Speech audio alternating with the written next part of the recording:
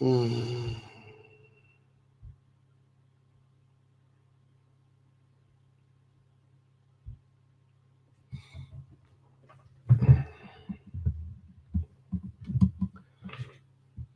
good? What's good? Me in this thing now. All right, there we go. Yo, what's happening? Oh shit.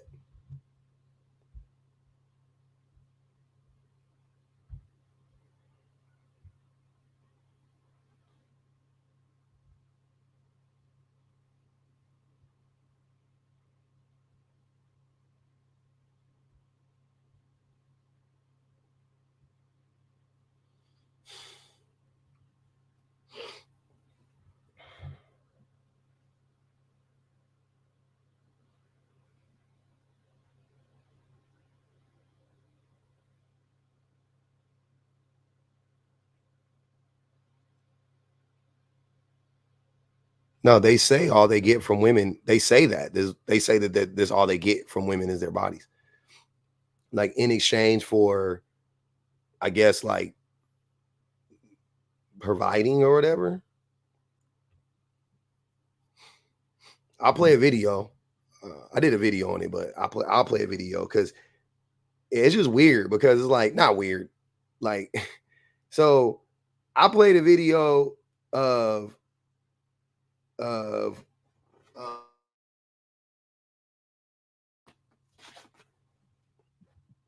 here's what I'm saying about men. About these dudes, right? About these types of dudes.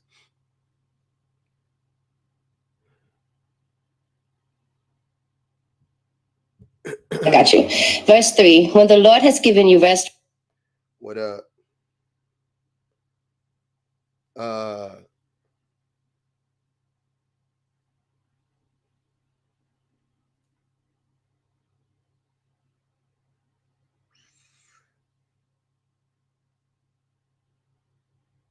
So the thing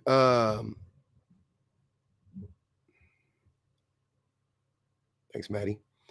The thing about men, here's what I be saying. Here's what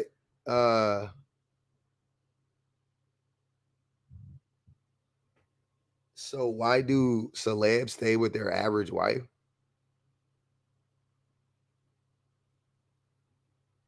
Yeah, if only a few do, then that wouldn't negate what I'm saying because I'm talking about most men. So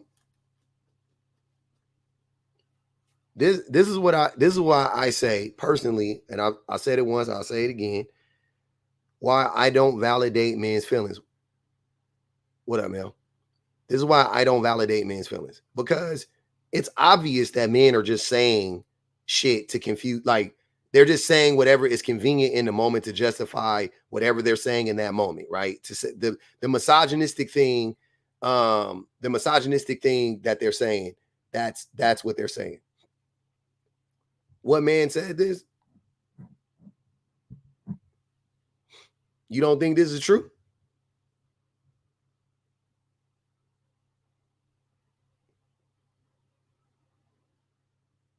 You don't think which part? Because I know men don't give a fuck about what's on the inside of a woman. Unless you talk about what's on the inside of her vagina. Men don't give a fuck about interview. If men, look, for any man that's going to try to argue this point, before you try to argue it, what you're going to have to do before you do anything, you're going to have to explain to me why don't men, if men care so much about inner beauty, why don't men work on themselves then? Right? Because yeah, I ain't trying to say that men saying they care about that they do care about inner beauty. What I'm saying is I'm trying to figure out what men say they do. Because a lot of men that I know don't be saying they do. Oh. Which is trifling, but they don't be saying that. Okay. I feel like a lot of men really just be focused on their looks. Watch this. Hold on. Today I look in the mirror and I say, why do TikTok and social media, for that matter, has a lot of women on it that are confused about the level of their looks. Watch this. Every day I look in the mirror and I say, why do I have to work? When I look like this, I'm just a little confused. I'm not confused. So since you're confused, let me enlighten you. Let Don P enlighten you. You're cute. Cute is at this level. Beautiful is at this level. Gorgeous is at this level. Beautiful and gorgeous women don't have to work. Cute and average women have to work. There's levels to this. And I know you don't believe that, but your life is living undeniable proof that you're at the cute to average level. Now, can you make it up to a higher level? Possibly. But it really comes down to what's your attitude like? What's your inner part like? What's your inner beauty like? You seem to be putting a priority on the outward appearance. And like I said, you're somewhere in the middle, a little bit above. Does this explain it? So, right? So he said that it's about what's on the inside, it's about her inner beauty. First, he tried to shame her outer beauty, even though she's attractive. But also, there was this. So you guys broke up at that point because, no, this is the question. Do I look like I would go 50-50 on bills? No. Okay. And look at what happened. She called herself flexing and got a bigger flex on her. Now he's with somebody he doesn't have to pay a dime for. Why is that your assumption? So just because Taylor Swift has a lot of money and more money than him, he's not spending money on her? Who told you that? Also, who told you that was the reason why they broke up? Her wanting him to pay the bills or whatever the case may be, or be a provider. That's the reason they broke up? Who told you that? She hasn't spoke about their relationship. She said in this interview that he was a nice guy, actually. But she said, what do I look like to not be paid? What does somebody look like that doesn't have to pay for 50? That look like? I don't get it. According to Kevin Samuels and pretty much every other man who be on that, I'm a provider, they look like her. Fit, feminine, and friendly. You know what they look like. I don't care how beautiful you are. When I heard that interview, you're ugly. That's just my attitude. Yeah, your attitude. You could be the best looking girl in the world, but you're ugly. I didn't even like that answer right there made me say, never. Cat. All right. Right. So that's two instances of men saying, I don't care what you look like. I care about what's on the inside. You ugly because you think this or you think that way. Okay, cool. Right. And then there's this. And then this is what I think of men. This is what I think of men. You're not going to tell me that the only thing a man gets from a woman is nasty sex. How am I not going to tell you that? So you tell me what a man feel he get. No, since you know what a man feel a man get, tell me what a man feels he get. Tell me. I love that y'all making the point. Tell me what a man feels he get, Zara. I'm not a man, so I'm not going to speak for a man. I'm out of here. You just spoke for a man. You just sat here for 20 minutes telling me how a man feel what he get. That's all we get. That's not true. No, listen. He's telling you. Exactly. This is why y'all don't want to care what the fuck a man wants. I care. She ain't listening. Say it, friend. I care.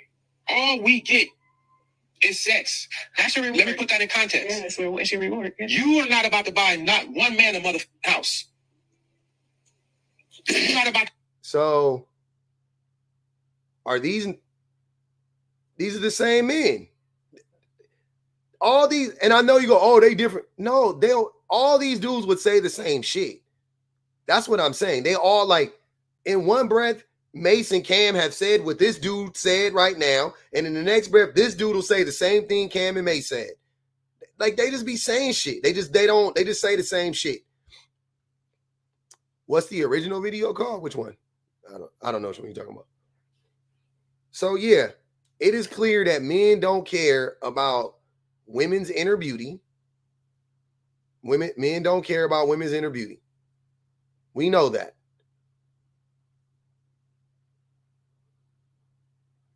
But then why do y'all go? What's going on nowadays for y'all to be going around acting like you do? And then, but then simultaneously be on some like, only thing a man gets from a woman is her body. Only thing a man can get from a woman is smacks. What? How does that make sense?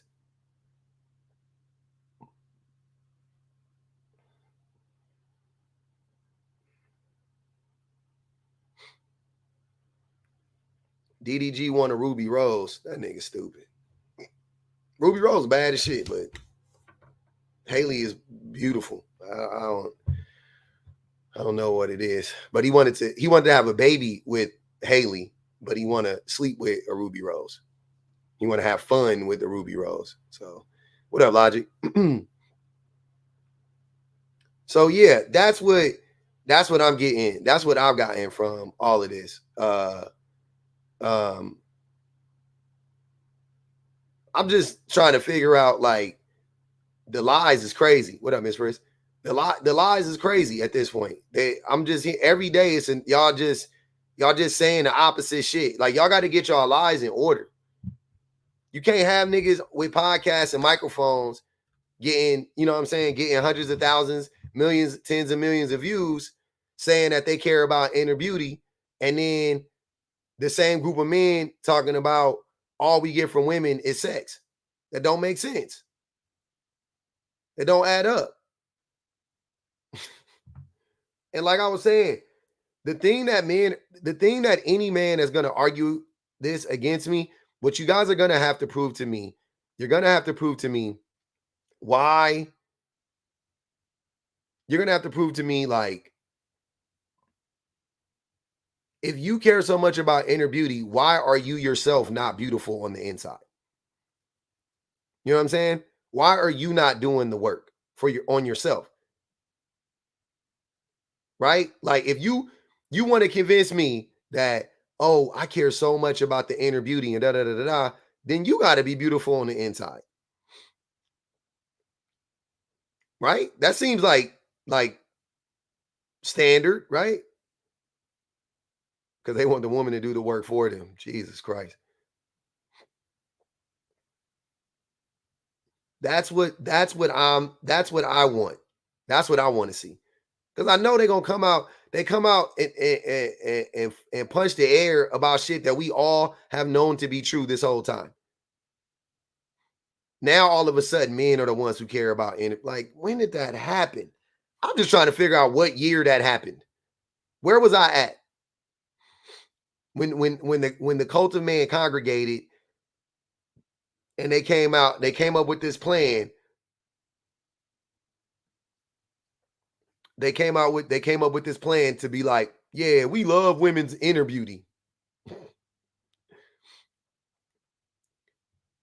Who is buying people houses? Nobody. Rich people, wealthy people.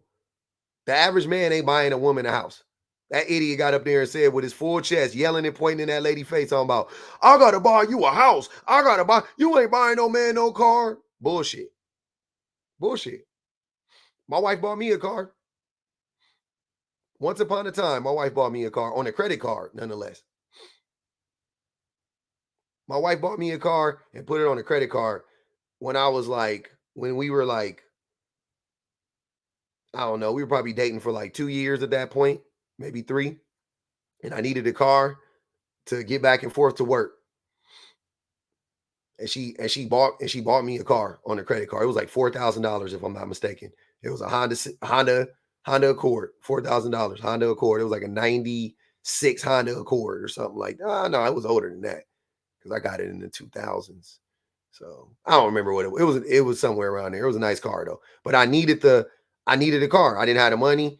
She bought me the car. We was living together. She wasn't like, we were living together. It was like, nigga, it was an investment low key, but it also, she did it out the kindness of her heart. She didn't have to do that. But she bought me a car, and that car I took that car, got my little, had my little job. I started working my little, I was working my little jobs and shit like that. I got that. I got a job working at Enterprise. It was really far away from my house. I lived in Long Beach, was like on the tip of LA County, all the way deep into LA by fucking Malibu. It was not Malibu, it was by Santa Monica. So it was right where the 405 and the 10 freeway meet. It was, without traffic, a 35-minute drive. With traffic, it could be anywhere between an hour and a half drive. Anyways, got the car, got that job. I got a promotion, got a better job at Enterprise. I got that shit. That's why I learned. I was like, damn, I think I want to do sales. Fucking went from there, went into car sales. And from there, I was able to make enough money to provide for my family. You know what I'm saying? Like my wife, she ended up staying at home with my kids or whatever. But I wouldn't have been able to do that had my wife not bought me that car. I would have had to get a different job closer to the house within walking distance, I wouldn't have made as much money. You know what I mean? So I don't know. Maybe that's what I'm saying. Like, this might be a personal thing. Like, I don't know. But just in general, though, I do know this isn't personal. This isn't just me. As a man, women help you out. Like, I don't be knowing what men be talking about when they be talking about women don't be doing this and women don't be doing. Women be helping men out all the time. All the time. They help us get established. They help us maintain. They help us grow. Like, all of this, like, I gotta buy you a house and da da da. The only reason you would be able to buy a woman a house would be because she helped you buy her a house. You know what I'm saying? Like, it would be with her work too. You would never be able to buy her a house. Single men ain't buying no houses. You would never be able to buy a house if that woman didn't come in there, help, you know what I'm saying? Help you get a good job, help you focus, make sure you was on work on time. You know what I'm saying? You know what I mean? Like help when you came home and whining and crying about your bosses and shit, she was the one that was like, I hear you, but you know, when you go to work, this is how you handle it, and don't talk like that, and don't say that, and talk to HR about it. And she was the one that did all of that shit. She filled out all the paperwork. She helped you with your resume. She told you to put your, you know, to throw your hat in the ring when it came to getting that promote. She did all of that. Yeah, Jay Waller, nobody's getting notifications. TikTok is yeah. I don't know what I got to do, but they on my head. I'm definitely being restricted, but it's all good. We in here having fun nonetheless. But yeah. So I don't know of these stories of like, I gotta buy you a house. I gotta buy you a house. I gotta buy you a car. I gotta buy you a car. Like, I don't know about that. I don't know that story. And like I said, maybe that's just me. I doubt it though. I doubt it because I know that married men make more money than single men. So I have numbers to support what I'm saying.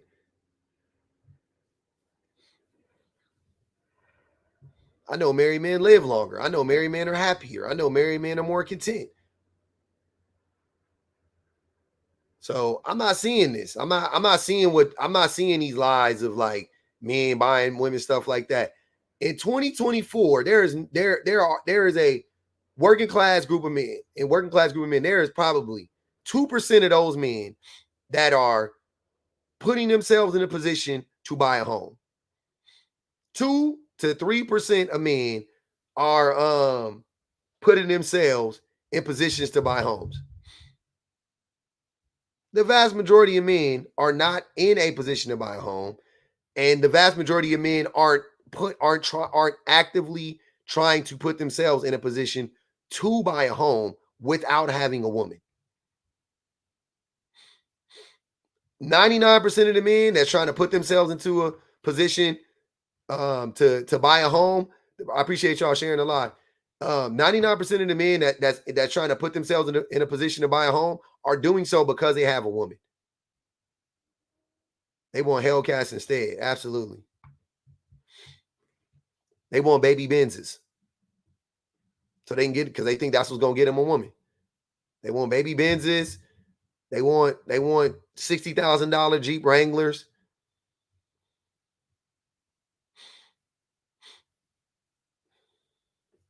Why wouldn't you need a home? See how that doesn't make sense? The logic of a man. I don't need a home if I don't have a woman. Why not? Single women buy homes all the time. You're renting. I'm not even like there's a case to be made for renting and investing, right? But most men ain't doing that. So if you renting, I'm not understanding. What's the logic?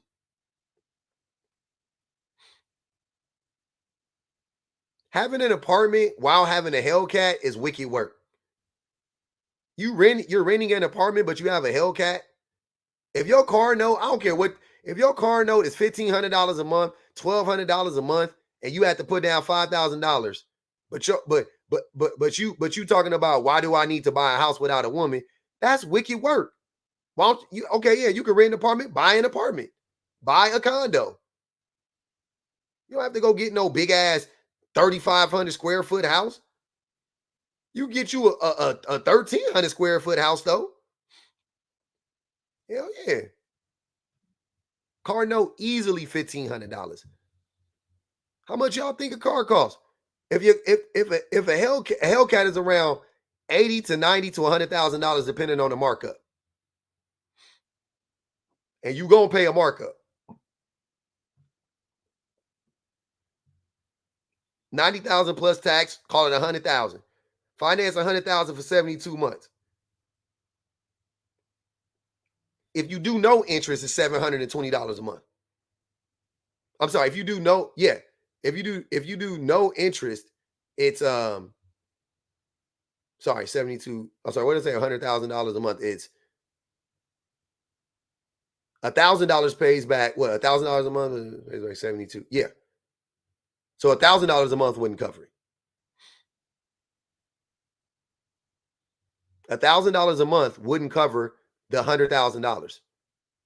That would only pay back $72,000. If you paid $1,000 a month and you owe $100,000, that's only, so yeah, your car payment is $2,000 a month for a Hellcat, for a G-Wagon, for a Range Rover, for some Benz, some exotic Benz, some Beamer, or some whatever.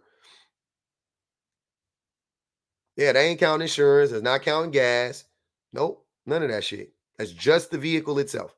So you telling me his niggas out here doing that, living with their mamas, living in apartments, renting. Why? It doesn't make sense. You should buy a home. You want to pay rent when you retire, even if you never get a woman, you want to pay rent even when you retire. That's a lot of money to keep up with. You're not going to be making as much money when you retire. You want to be paying the same. You want to be paying because by then inflation, all that shit. You want to be paying $3,000 a month for rent in 35 years, or you can own your home. You can pay it off in 25 years, 30 years, and then retire and then not have a fucking house note. See what I'm saying? The thinking of men is just dumb. Men just think we just dumb. That's how I know men are not financially savvy. Most men aren't. Most men are not financially savvy. We are very we're very, very short-sighted. Very short-sighted.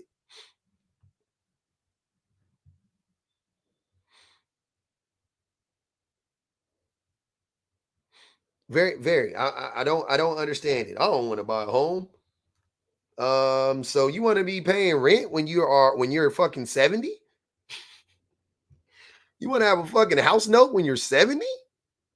Nah, fam. When I get my house, I'm paying that bitch off in 15 years. You don't have to own a home, Ashley. That's fine.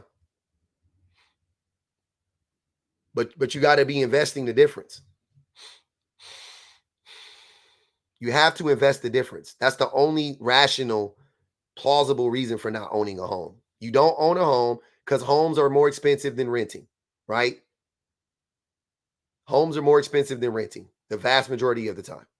So you take the difference, right? Let's say you're paying $2,000 a month, but to live in that same place, to own it, you would have to be paying $3,000 a month. So you take the extra $1,000 and you invest it, and then it makes sense. But most people don't do that. They just take the extra $1,000 and they live on it. They just like, I got an extra $1,000 more, and they go travel with it, and they go eat at restaurants every week, and da da da da. You know what I'm saying? Oh yeah, if you live in a multi-generational home, you good.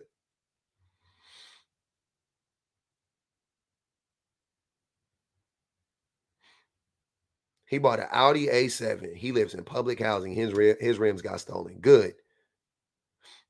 Tell him good. Why do you need life insurance if you don't own a home? I'm not saying you don't need it, but what do you need it for? To pay for the funeral. If you don't own a home, fuck you need life insurance for?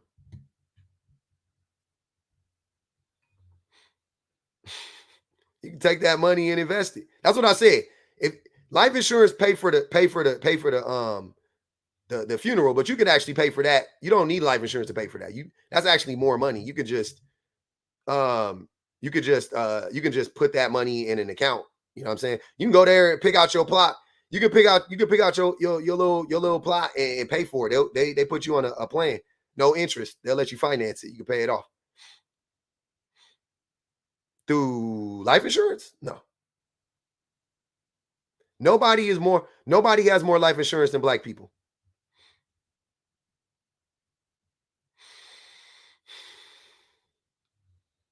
You don't get your money back with term life.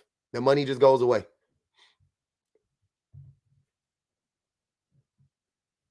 Term life, you pay for 20 years, 25 years, 30 years, whatever. If you don't pass within that time frame, you just lost that money.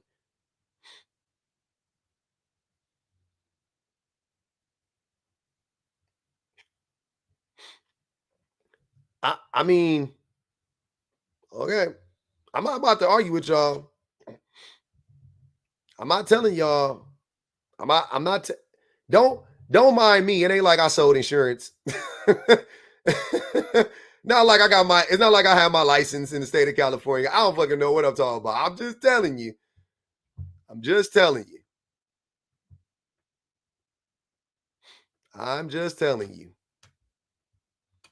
I'm not saying don't get it. I'm not saying it's a scam. There is a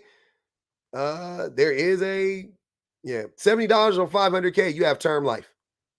In 20 years, that policy, if you don't convert it to a whole life policy, that $70 will go away. No doubt about it.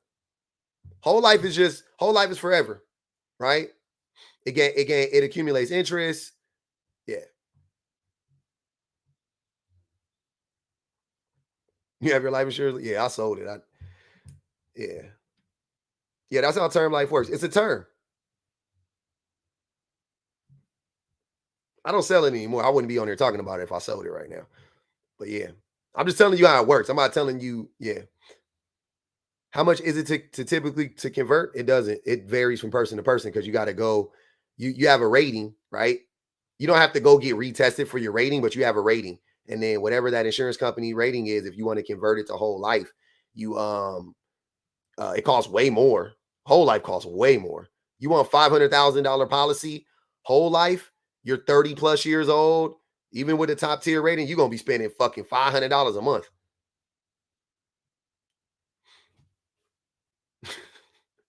$500,000 policy whole life, probably more than that. Actually, you might be gonna be spending like $1,200 a month.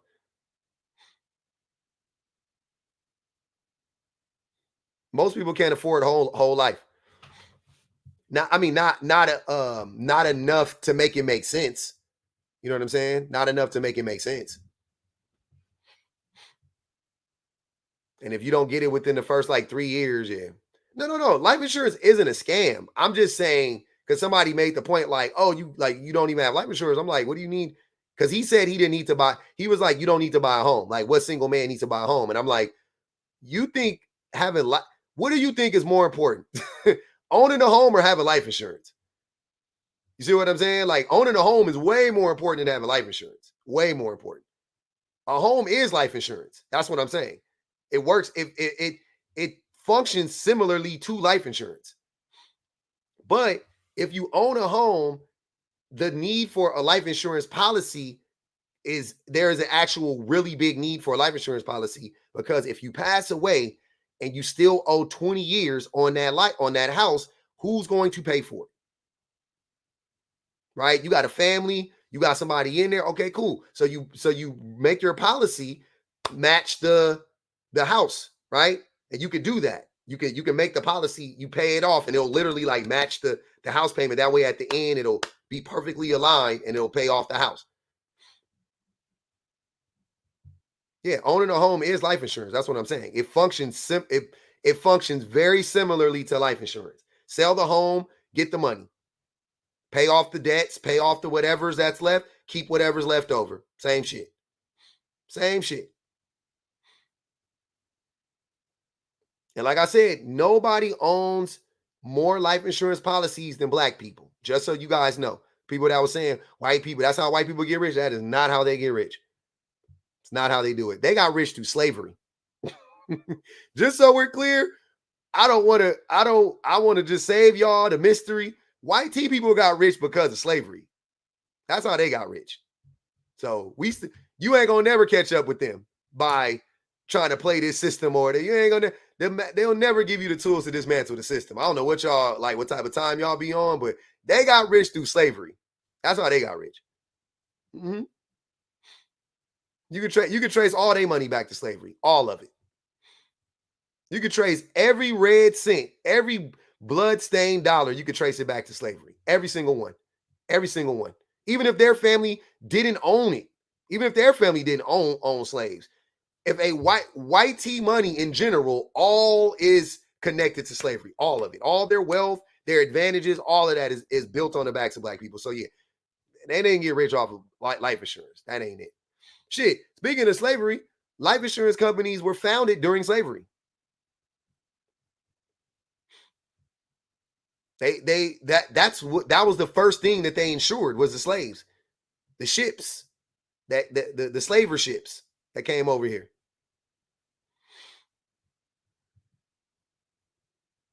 But we got sidetracked. It's all good. It's all good. I'm not saying life insurance is a scam. If you got it, keep it. If you don't got it, get some. But buying a house is very much important too. Owning a home, very, very, very important too. Very important. And most people won't be able to own it. That's the sad part. Most people won't be able to own it. But it is very, very, very important to own a home if you can own one. Very important. I'm depressing. I'm sorry. So do what you got to do to own a home. Get with your cousins. Get with your close family. Like Nigel said, generational.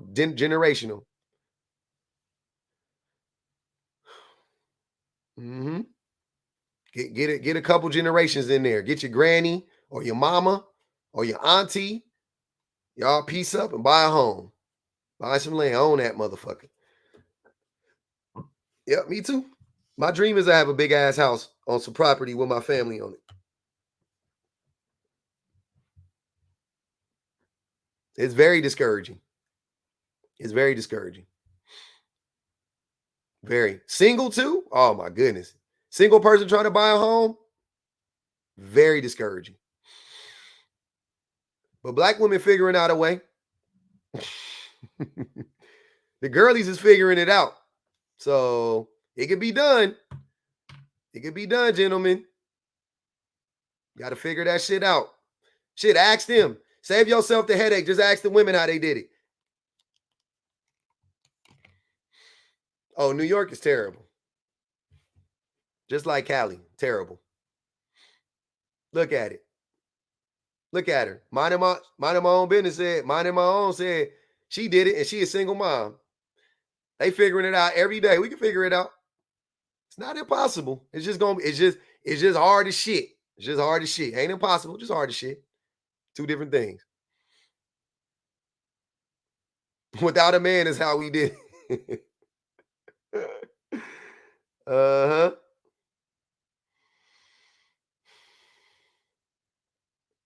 Yeah, man. It ain't impossible. Hey. Congratulations. Damn, you got a home at 23? Woo. I don't know. I started selling insurance when I was 40. So I learned about insurance at 40. The home stuff I've learned in my 20s. I don't know, early 20s. But I didn't want to buy a home for a long time though. I invested. I was like, I think it's better to. I mean, I think the investment strategy is good too. But once my son came and I saw, the need for me, I was like, I need to own a home. The need to own a home went up exponentially once my son got diagnosed with autism, and I was like, we're gonna have to take care of him forever. I was like, I don't want to have no fucking landlord with an autistic son, and me and my wife are old, and this nigga like 40 years old, and we 70. He living with us, and we living in some apartment, or we living on somebody else's property, and they can just get up and move and shit. Like, nah. They talking about we about to sell the house. I'm good. I ain't doing that. Construction is very expensive. A lot of headaches. I don't know. I mean, depends on your situation though. If you want to build, you gotta think. If you want to buy land and build, you have to pay to live wherever you're living at the time and wait for the build to happen. And the builds take, 6 to 8 to 10 weeks. And there's always hiccups and shit. So, you know what I'm saying? Oh, building a home from scratch actually way more than 6 weeks. I'm thinking about the prefab homes. Yeah, it takes months to build a home sometimes. So, yeah, man. You got to have, because you have to pay the mortgage on the land. You got to pay the mortgage on the loan to build the house, because I'm sure you don't have the money to build the house, and you got to pay rent wherever you're at. So you got to have a lot of money. You are going to have a lot of money and to be bringing in.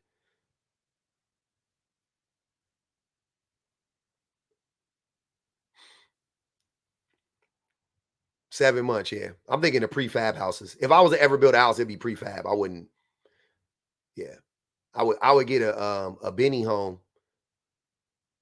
I think that's what they're called. They're made out of concrete. Shit is crazy. They come on the land. They inflate this big ass like tarp. They inflate it. They pour the cement over it. It molds to the tarp. They deflate the tarp, and then they take it away, and then they do all the finishings on the inside or whatever. Oh, I'm sorry. They do the foundation first. My bad. They do the foundation first.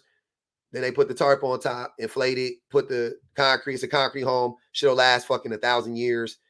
Low maintenance, cool in the summertime, warm in the wintertime, all of that shit. Efficient as fuck. All of the best shit to build your house out of right now. Concrete, easily. Super easy. That's the only home I'd be interested in building, is a concrete home.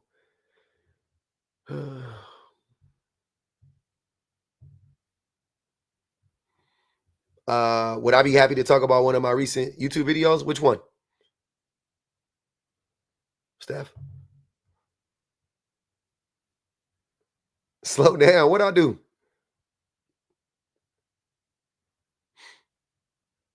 By the time the prices, that's why they quote you. But the quotes always go up because they be scamming. I'm scared of contractors. I'm scared of contractors. Or I would do a crate house too. I could do a crate house, or I could do a concrete house. I can't do a new home like how they do it. The one about hobo who didn't work. And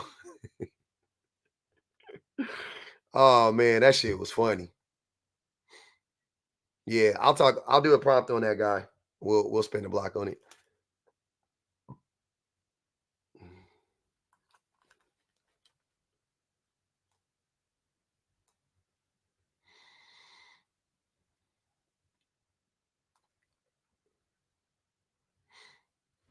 Mm-hmm. Shit, crucial. What up, E? What up, Steph? Hi there. I'm a really big fan of your channel and your TikTok and stuff. I'm very aware that this is a Black person space, so feel free to mute me or boot me off. And I meant to. Wait, Steph. Who told you this was a Black person space? It just I've watched a few of the lives and just watching people in the comments and people that come up, I just don't want to center myself in. Nah, you good. Nah, we don't. Look, I'm gonna tell you how the rules work. I protect Black people, right? Of course. But it's not a Black person space, meaning I want to hear from everybody, definitely. Because the problems that I'm talking about, I'm sure as a woman, can you not relate to this? 100%, and Exactly. I'm definitely intersectional. I follow a lot of, and I know that following them, listening to them, doesn't suddenly make me a safe one. Mhm. You know, the bear conversation when it went from men to women, and I was obviously wholehearted on that. And then, sorry, I will get to the YouTube video in a minute. No, you're good. When someone said, you know, when the video came out, and it was, and I'm so sorry, I can't remember, but when black women start talking about The Office and do they want, you know, would you rather have a white man the or a bear. white woman? Yeah, and the bear. And now I didn't do what most men did and what some white women did, which was immediately start spamming, posting, stitching and saying, that's disgusting, how dare you, you know, we're not that dangerous. But I had all of those thoughts and the feelings, and suddenly, but I sat with it and I watched more videos and I thought, this is making me really uncomfortable. I cannot understand how white women are as dangerous as men, given what men do to all women of all races.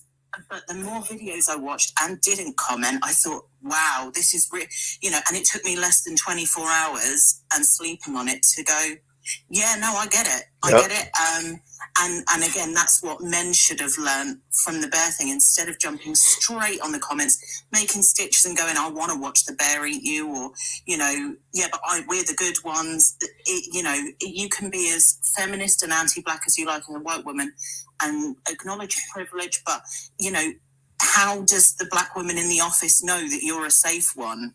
And their careers have been undermined and threatened by white women so much more than the white man, and they know what to expect from the whites. But yeah, sorry, and I'm not trying to explain. I'm just listening. You're not explaining anything to. This is you're explaining it from your perspective. Like I as a man, I can hear where you're coming from. You know what I'm saying? But maybe black women can't. Maybe not can't, but maybe they don't because they're not white women and they're not men. So you're just telling them like this is what it feels like to be a part of an oppressive class of people because black women. Well, I guess black women can be a part of an oppressive class of people, like cishet black women can. Like, you know what I mean? Like I guess they could, you know, intersectionality thing, whatever. But generally speaking, you know, they don't really expect. Like they're just looking at it from a different. It's usually they are the ones on the getting the short end of the stick, the vast majority of the time. You know what I'm saying? And as a man, I'm not, and as a white woman, you're not. So you're just telling it from your perspective, and I tell it from my perspective, and you know, it's all good. I appreciate it. I don't think there's any problem with that. I really respect it.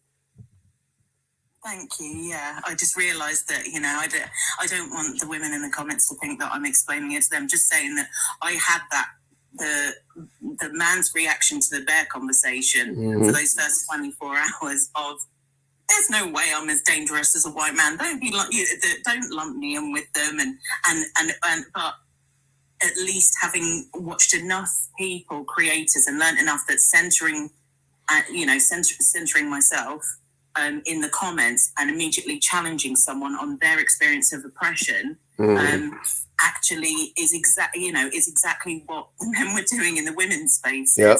And the more I compared, the more I went, how are men reacting to the bear conversation meant that if I compared myself, and I was like, when they're filling our comment section and this is a conversation amongst women, me as the YT person being, you know, in a whole hundreds of comments of black women affirming how white women are the danger in the office or the bear, it really helps comparing the two. That's good.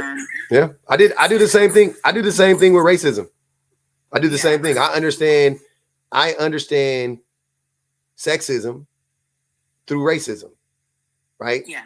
It's easier for me to identify racism because I experience it.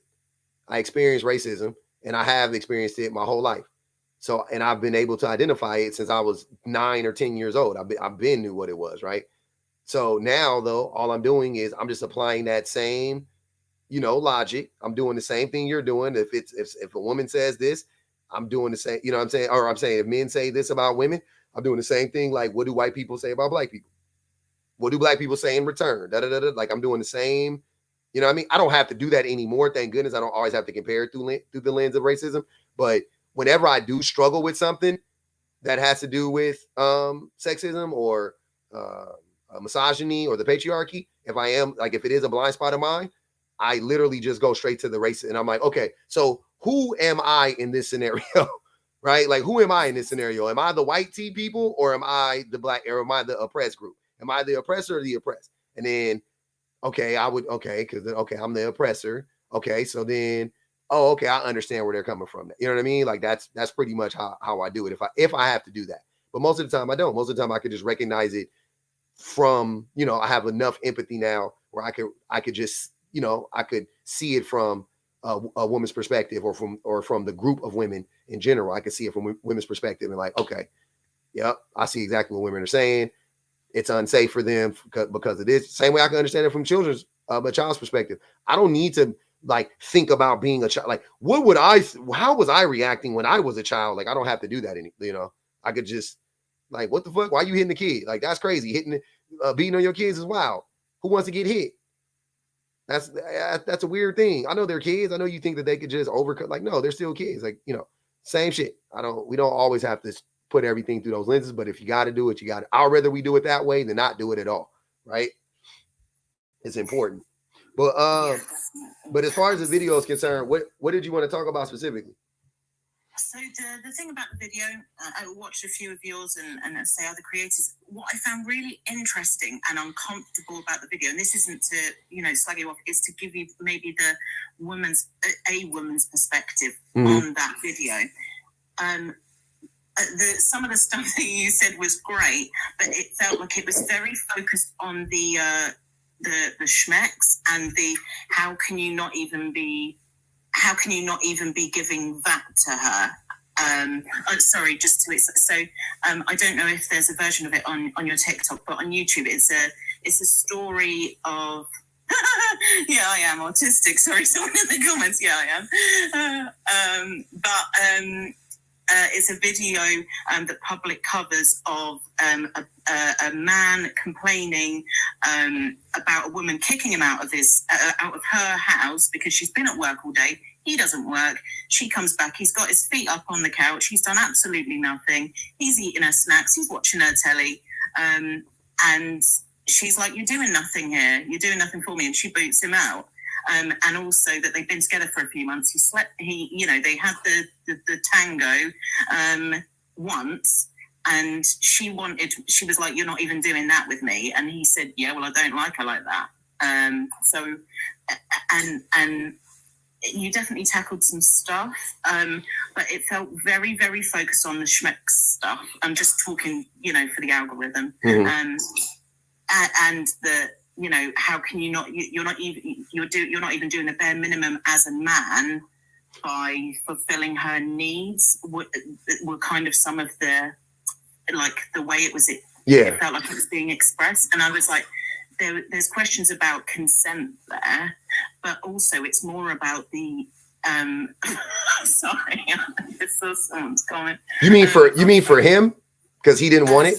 Yeah, because I don't. Yeah, the issue with him sleeping with her once, staying in her house, and tricking her into, "We're going to be a relationship, so you can let me, unemployed, stay in your house and do no chores, no cooking, no nothing, provide nothing, and also no schmecks." The issue there isn't that he refused to have schmecks with her. I mean, it's part of it, but if he didn't like it, was the fact he was using her resources, her labor, and manipulating her into thinking they were something they were not. But she's got needs, and you're not fulfilling them. Were some of this?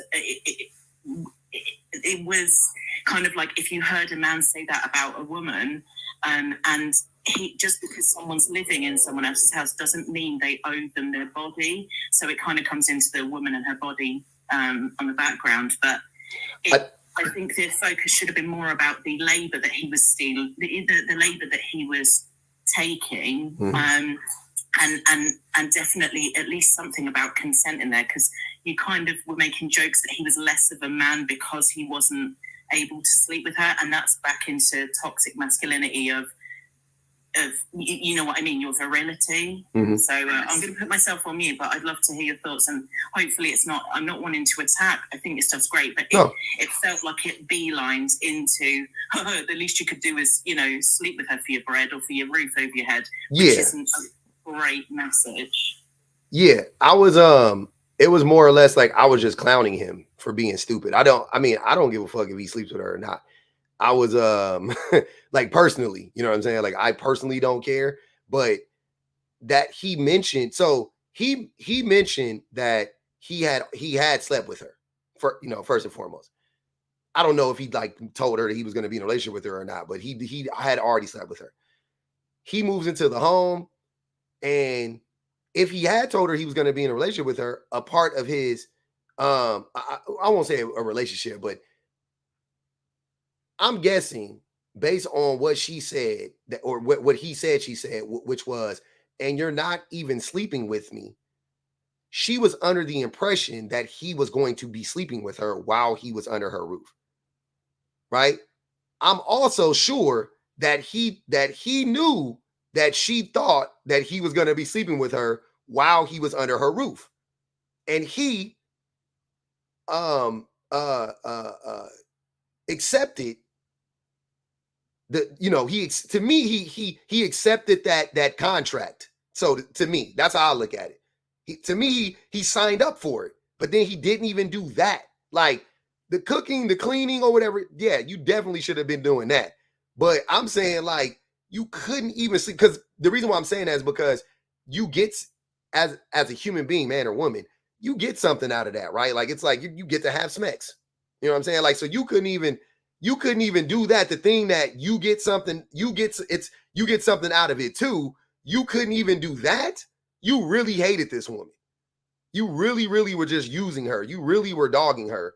You couldn't even have sex with her. And as a man, because I know how most men will lay down with the woman just because it's Tuesday, because they have the opportunity. Now all of a sudden he's under her roof and he like doesn't even want to have sex with her. Like, what? That was amazing to me. Like he didn't seem like he was the type to be on the like my body, my choice. Like he was almost like he was a slut. You know what I'm saying? Like he was a slut. Like I ain't gonna even hold you. He was a slut. He didn't have no morals or scruples or whatever about him. So nigga, the least you could do, you an SW at this point. You better lay down with that woman. You got in the house on some like I slept with her. That's why that was a part of the reason why she liked him, because he slept with her. That was a part of the reason why she liked him. That was a part of the appeal. He comes in the home. Like I said, I'm pretty sure that he knew that she wanted to do that. He wasn't surprised. He wasn't surprised when she told him, you're not even sleeping with me. He wasn't shocked. That didn't shock him. He knew. He knew that she expected that. He knew that. That's what I'm saying. That's more what I was talking about. But overall, I was just clowning him, to be honest with you. Like me personally, I couldn't care less. I'm with all of that stuff. I'm not saying, and to flip it around, that would like I don't think you owe anybody your body or whatever the case may be, unless you owe them. I mean, you can, I guess, to a certain extent. You know what I'm saying? But you should say something though. You see what I mean? Like in that particular case, he should have told her like, I don't want to sleep with you. I'm not interested in you in that way. He should have been honest with her, because what I think is, had he told her that, she would have been like, cool, get the fuck out my house. But he knew he couldn't tell her that. So he kept like the facade up, like it's a possibility I may sleep with you. And he was just playing on her. You know what I'm saying? He was just playing her in that way. He was just stringing her along. And then she clocked it. And then she was like, you ain't even fucking me. Like, you're not cooking, you're not cleaning, you got your feet up, you watching movies, you using my AC, you like, and this all the shit he was saying. I had good snacks, all that stuff. And you not even sleeping with me? Lord have mercy. Like, you can't even do that as a man. And when I say this, I'm saying, because it is different. As a man, as a Normally, you just sleeping with women just because you can. Now you don't even want to do it when you got a woman in the house that's taking care of you. You are going out of your way not to sleep with her.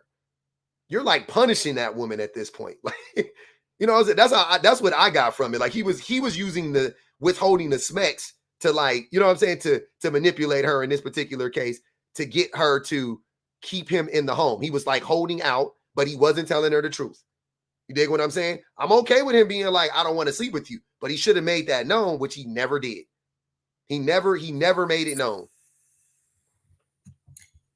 Yeah, I agree. He definitely should have been honest after the first time, or whenever he decided, whatever it was in his head, that he went, "Yeah, I'm not doing that again, but I'm happy to live under her roof." Mm-hmm. He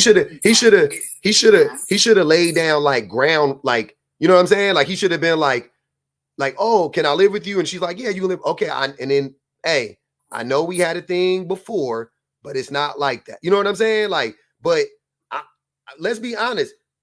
Do you think that woman, just based on the limited information that we got, do you think that woman would have let her live with him if he would have been like straight up front honest with her? No, I don't think she would have. That's what I'm saying. That was my point when I was bringing all that stuff up. That's the only point that I was focusing on, was that he was using that as a way to manipulate her. You know what I'm saying? To you, and you kind of said that earlier. I don't think that he was playing her like we're going to be in a relationship. You know what I'm saying? I don't know about that. I don't know about that. But he definitely was like, I guarantee you he was flirting with her. You know what I'm saying? Like, I guarantee you he was doing all of that stuff while he was in the house. And he had no intentions on sleeping with her. That's fucked up. And he never told her, I have no intentions on sleeping with you. He never told her that. Because if he did, she would have been like, okay, you got 1 week. I'll give you to the end of the week. It's Monday, you got till Friday, not even Saturday. You got till Friday to get your shit and get the fuck up out of here. That's what I think. Yeah, absolutely. The biggest issue out of that video, though, is the fact that even if he was sleeping with her and giving her the best day of her life, is that he is sitting up in her house doing nothing. Absolutely. You know that. So I just wish maybe that a bit of that video, and again, to focus more on him stealing her labor. Focus on the stealing the labor rather than just, if you were giving her the dish, she might have been happy and kept you around longer, because he's still abusing her. He's still using her for the resources. And I agree with you. Facts. I don't know many the hobo schmexuals who are not using that to keep her to keep up being in her house, and who will do it with, you know, someone that they don't like, someone they don't respect, and they don't find attractive, if it means he gets meals, you know, car rides and all that stuff. So he is unusual in that aspect, that he was not doing it, because most guys will do it for almost anything. That's why I was saying he hated that one. He went out of his way not to give it to her. That's what I'm saying. I'm like, damn, bro, you really was diabolical as fuck with that shit. Like, you could have told that woman at any point in time, I'm not interested in you in this way. But I know some homosexuals that's on their 30th year with a woman, and they still. Exactly, but they're probably giving it to her, which is somehow some sort of excuse. Whereas, so I kind of like that he didn't do it, because it meant she got to kick him out earlier. So he didn't mean to do that, and I certainly don't think he's some sort of feminist, or we should applaud him. But it was a stupid tactic of his that backfired a lot quicker than he thought it would. But I definitely think the main issue is the labour and the stealing, and even some of the ones that, if he's in your house but he's giving you the best day of your life, or, you know, he's eating a Kit Kat, as Mel Hamlet would say, you know, just because he's giving you what you want, however many times you want, if he's still draining your resosources, he's still a drain. From a personal way, he's still a problem, and you still need to boot that man if he's not gonna not actually, you know, put your hands on him, but you need to remove him from your house. Hey, I ain't gonna tell people what to do with their money. If a woman wants some, if a woman want a nigga in the house just to take that thing out when she wanted, and she got the money to pay for it, that's on her. If she got that, what's that? That break in case of emergency pin, and she got it in the house with her, that's what. She signed up for that. She know what it is. As long as she knows what it is, I ain't got no problem with it. I ain't got no problem with it. If she's happy with that, That's fine, but they've got to know that it's more than that. I'm But going to drop off now, but thank you so much. All right, Steph. Thanks for that. That was great. No, I agree 100% though. That the labor part, which I touched on, I just didn't like highlight that shit because I just thought him not sleeping with her was more funny. So I thought that shit was diabolical. I was like, God damn, nigga, you've been living with this woman for months, eating up her kids' snacks. That nigga said he had the good snacks. He had two Capri Suns. He had the good Gushers fruit snacks. Nigga had some Cheetos. He had the good snacks, laid up, watching that woman good cable, using her good Wi-Fi, feet up on the couch. Talking about you want to watch a movie when she just came off a 10-hour shift. Nigga, you better stick one of them gushers in her vagina and go find it with your tongue, nigga. Do something. You better move around. You better get creative in this bitch.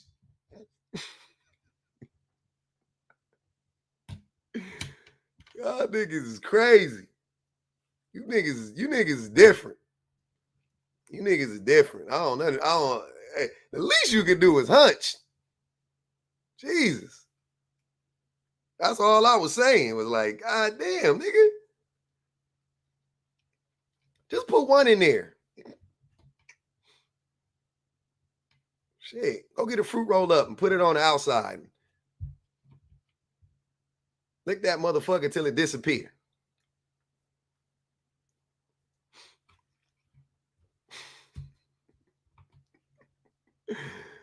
Oh, man. It might be worth it, though.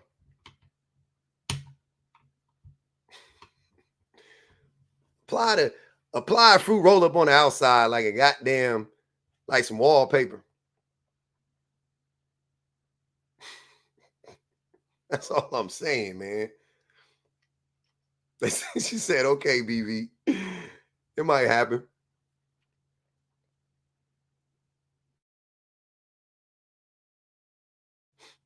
Now they got those. They actually got those that's like made for that. They got that candy or whatever. I had them a long time ago.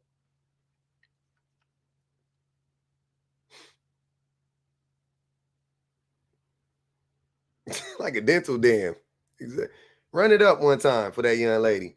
Yeah, they got candy thongs. Yeah. Wasabi taking notes. Oh my goodness. But yeah, that was a wild time in that lady's life, I'm sure. She's like, never again. But I do know some people that's on their 30th year. They've been in a 30-year relationship. That nigga a homosexual the whole time.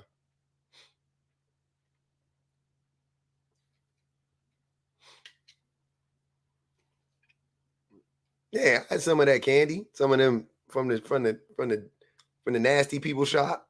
Somebody gave it to me. I think I ended up just eating it.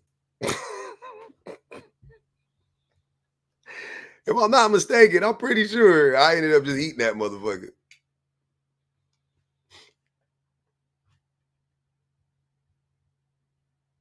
I think I just got I got snackish one night. Nigga ran up in the room and was like, oh, I got that licorice in this motherfucker. I just cracked that shit open and ate it. It was all right. It wasn't that sweet. Why y'all? I'm just telling y'all what happened. Yeah. I'm just telling y'all what happened, man. It's my life. That shit crazy, though. Nah, this was before season. Don't be acting like y'all ain't never been to the nasty people shop. Y'all walk in there and start blushing instantly. Trying out shit you ain't gonna never use. Picking up stuff you should never pick up. Be holding shit. Like, what's this? Oh, okay.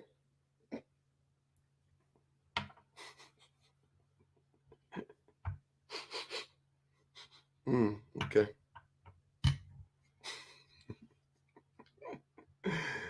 Oh, man.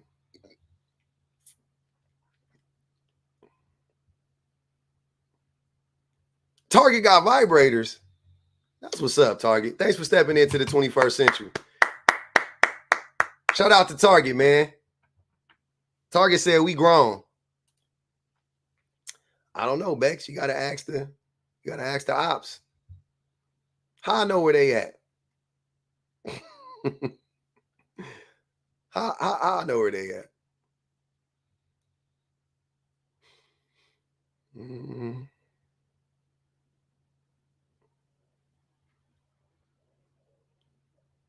Mm-hmm. Nah, hey, Britt Brad said, what aisle? Y'all crazy. Y'all crazy. I don't know why the ops mad at me. It ain't them. I don't blame. I'm telling y'all, I'm not blaming them. It's TikTok. It's not them. It's TikTok.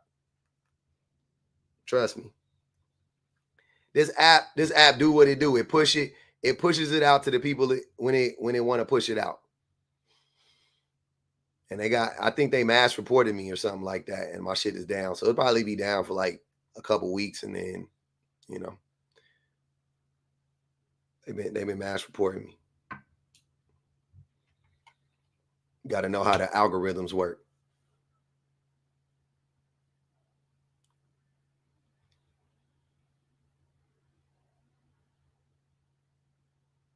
Said they be opping at night. Maybe I'll spin a block. I can't spin a block tonight. I got to watch a movie with my baby tonight. It's movie night, man. Bring back the nuclear family. I got a nuclear family, man.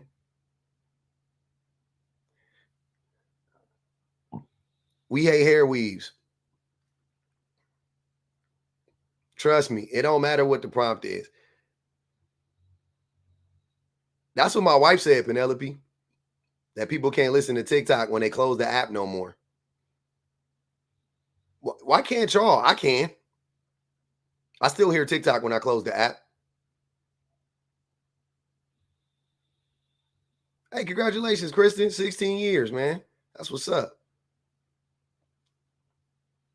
It might be your phone. Hey, you got a flip phone? If you got a flip phone, it might not. Because when you close a flip phone, the whole shit go off. You can't do that on a flip phone. You got to get it. You got to get a smartphone.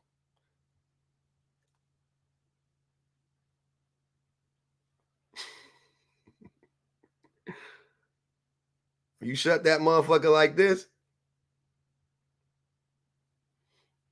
Mm-hmm. The flip phone shut down. When you close them like this, they shut down.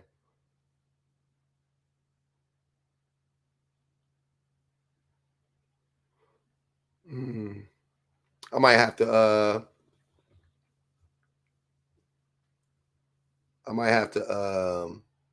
restart the whole thing.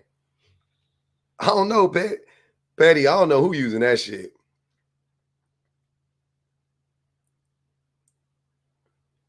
Somebody got one. See, somebody got a smart. Doesn't play when it's closed. I told you. When you close that motherfucker, it don't be playing. Uh-huh. Uh-huh.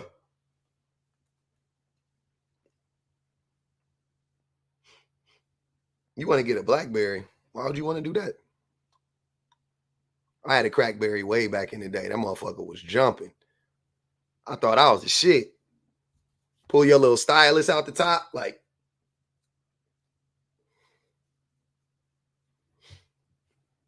Niggas thought I was really in there writing some shit down. Nigga, I was in there doodling on the screen.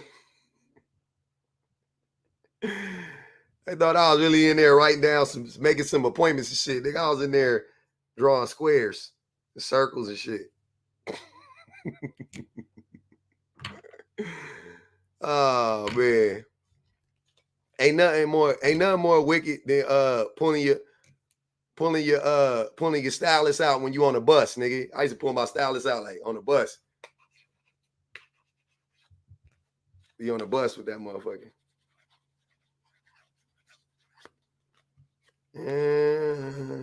Acting like you thinking and shit.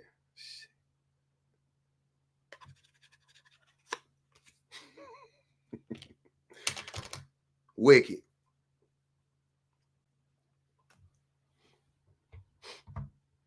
You definitely got to fake ponder when you're trying to look important.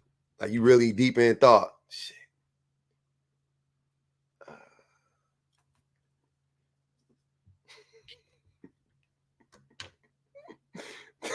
How do you make a trapezoid? That's all it was. Mm-hmm. Y'all wasn't on the bus for real. Y'all wasn't on them buses for real. I was on them motherfuckers. Hey, but hey man, I don't know what to do. I ain't gonna even hold y'all. I could do a whole live by myself. I don't give a fuck. But I do be wanting to opt with the ops. I do be wanting to go at it with the ops. I ain't gonna lie. I'm gonna end the live and come up with a new prompt. Let's do that. Intently, you never rode a bus? What city you live in? Saskatchewan? I'm on TikTok right now, TK. Why y'all asking me? When y'all ask me where the ops is at, it's one of the wildest questions. How you asking me? How would I know? If I knew where they were, they would be in here.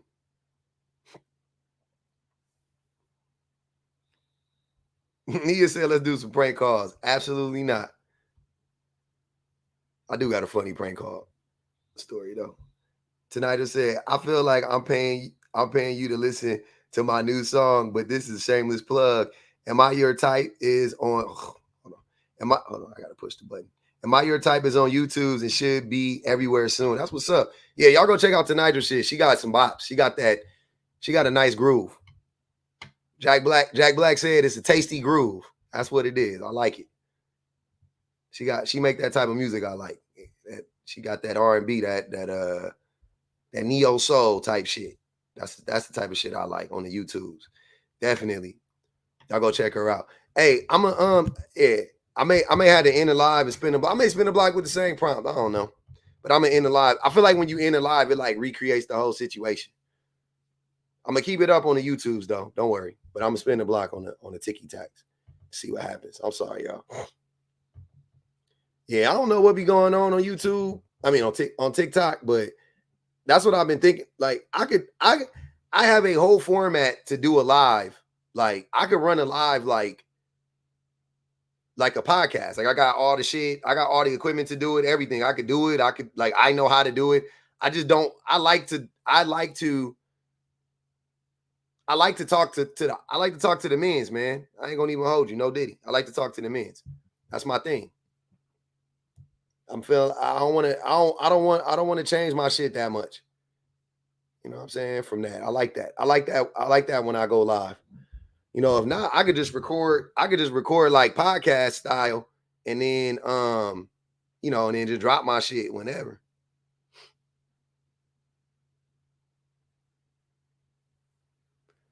What's the 1800, Julia? What you talking about?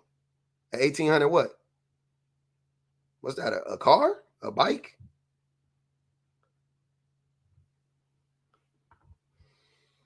What is an 1800 exactly? I don't know. I've never heard of it. I'm out the loop. A 1-800 number. Oh, I do. I have one, or I had one. It might have went away because I didn't use it. But you just get a Google number. You ain't gotta get an 800 number. But where do you put it?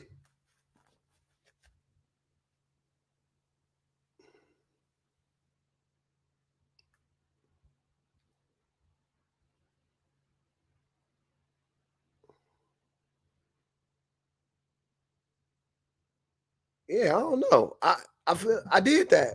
All right, I'll do that again. I'll try it out. I do want to get the ops on YouTube, but they don't be wanting to. I'm like, where are they at? The men's don't never be showing up because I'm telling you, because the content, the algorithm be algorithming. It gives it men's bathroom stuff.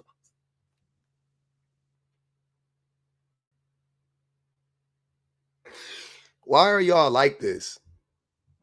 Like for real, what is wrong with y'all? Y'all just be saying anything. No, I'm out on Facebook right now. I don't know why I didn't. I should have. I just didn't. It's freaking stupid. Don't trip though.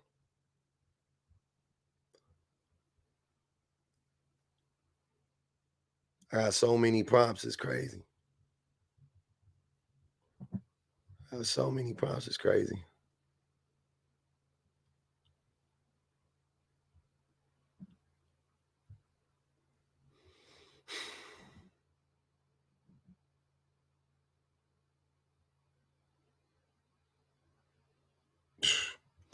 Men lie way more than women.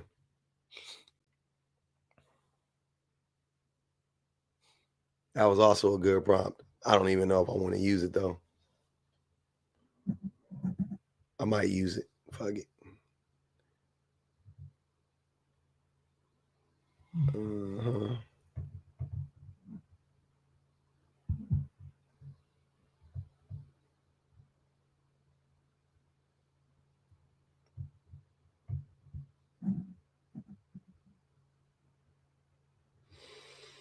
Mm-hmm.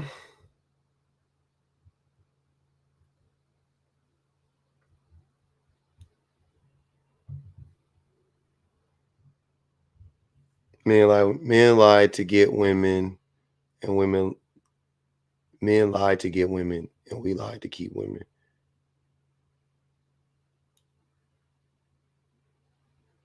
I think I ran this prompt before. I was like, men lie way more than women. Women lie to get women. Men lie to get women, and we lie to keep them. And I think I said something. I think I changed it and said, and women lie to themselves to stay with men. I think I said that, if I'm not mistaken. Women lie to themselves.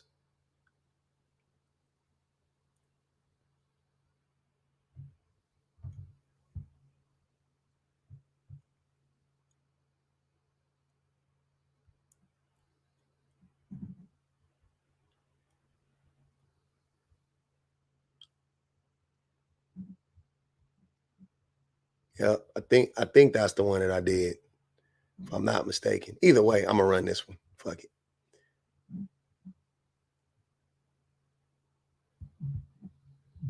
Like I said, it's just TikTok. TikTok just be TikToking. TikTok just be TikToking.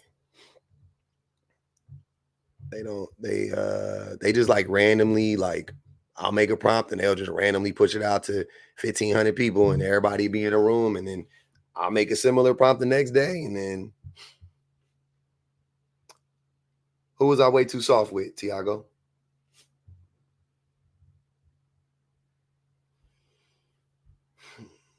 Why didn't I drag Mr. Let Go? Because he was drunk and he was being stupid. That's why I dropped. It was dumb. We wasn't. It's he in the state that he was in. It was dumb. Have you ever done a live dedicated to men becoming incels while in long-term relationships? If not, can you? I don't know what that is. Men becoming incels in relationships? I never heard of that. It does matter if he's drunk. He couldn't have the conversation. Like, he couldn't. It wasn't. You know what I mean? Like, it would have just been me just like berating him and just being like, "You're fucking stupid," and like, I didn't want to do that. That's not. I don't know. That wasn't it. That wasn't the look that I was going for. I wanted to cook that nigga like I do most of these niggas. It wasn't going that way. So I was like, you know what? You got it. He just wanted to flirt with the girls, with the women on the panel. So I was like, cool. You want to flirt with the women? You got it. I'm out. I'm not about to be talking at that fool. I baited him into the debate to begin with. I think I did a decent job there. But then once he saw he was getting cooked, that nigga started shutting down. I was like, fuck it, you got it. You win. I ain't about to sit here and force somebody to argue with me.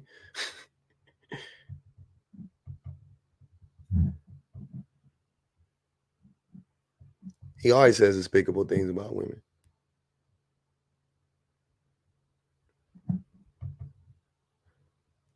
It ain't really much. I mean, like I said, Exactly. There's nothing you could do. If a motherfucker don't want to engage, I'm just berating him. Like, you stupid, ugly, buck tooth. Like, I'm not about to do that shit. He wasn't doing that to me. If he would have did it to me, of course I would have cooked that nigga, but I ain't about to do that shit. I ain't about to start yelling at that nigga. I ain't gonna do it.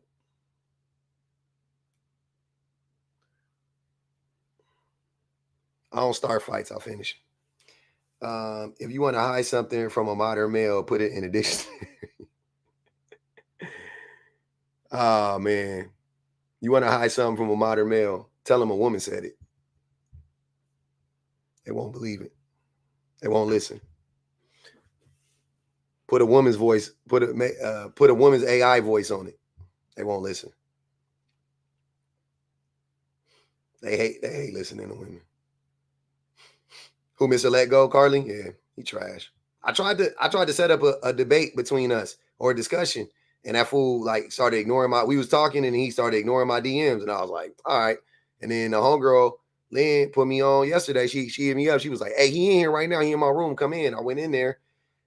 I was about to freaking see that nigga. But also it was like 3 other people on the panel and shit. I was like, oh, I don't need to gang up on this nigga. These dudes is not, that's why I don't like having a bunch of people on the panel. It's like, with them, it needs to be like one person versus like 7 of them, 5 of them to make it interesting. Like 1 versus 1 ain't even good. Like every time, no worries, Steph, you're good. Even when it's like 1v1, it's like not you know what I mean? Like those dudes they're not wired right. Like they don't be knowing what they be talking about. Oh, I'm sorry about that, Monique. I didn't mean to invite you up. My bad. My fault. I was scrolling up. What they do? We back. Feel like with TikTok, you might have to restart the live 4 or 5 times, like before that motherfucker be like, you know what, fuck it. He didn't do it to me, but he did it to Dex. He did it to the other dude on the panel, and he did it to the women for sure. Well, he did it to I didn't stick around. I was in the live. I don't know who. I know he called the homegirl a hood rat. That stupid ass shit. He talked like a kid. He's like a teenager.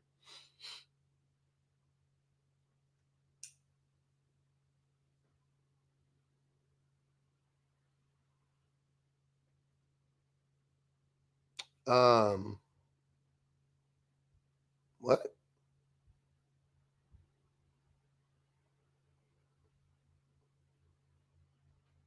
No. Tiago said he didn't do it, but he did it to women. Your whole shtick is defending women. Oh, you a op. You a weirdo. You're a weirdo. Got you. I'm sorry. It took a while. It took a while. I'm sorry. It took a minute for me to figure out this person is a weirdo. Here, come on up, Tiago. You got a lot to say with your chest. Here, I'll invite you up. You are or not? I can tell by what you're saying.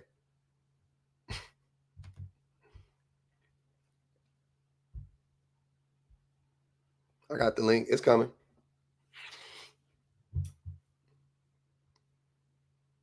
I can't wait to hear this. You spelled "you're" wrong, by the way. It's you. It's like you are.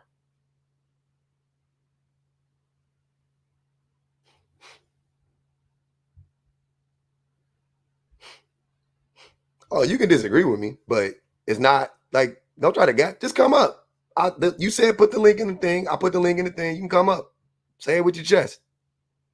You got a lot to say.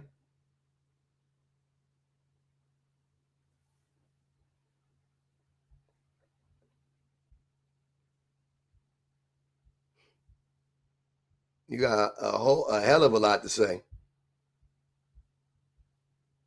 I can't wait to hear this.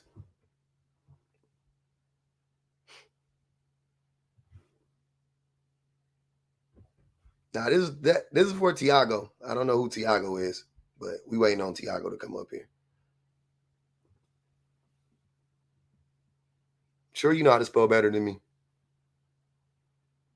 You got me. You're better than I. I'm just waiting on you to come up. I don't know why you're still in the comments. You said you was gonna come up. There you go. You want to yell in the comments and be problematic? Come up, say it. I'm sitting right here. I don't be understanding that. I would never understand that.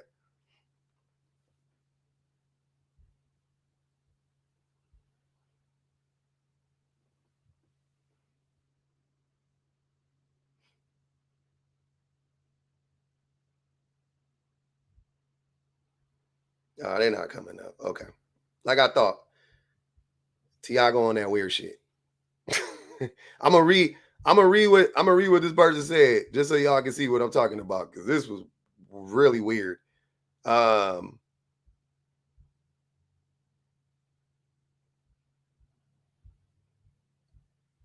This thought process is problematic. That's why I think it's funny. Why didn't you? This is what they said. They said, why didn't you drag Mr. Let Go?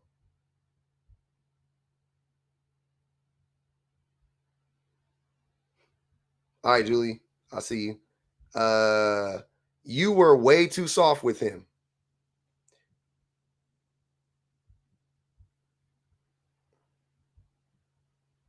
I said he was drunk. That's why I didn't feel like doing that shit. She said, don't matter if he was drunk. It did matter to me.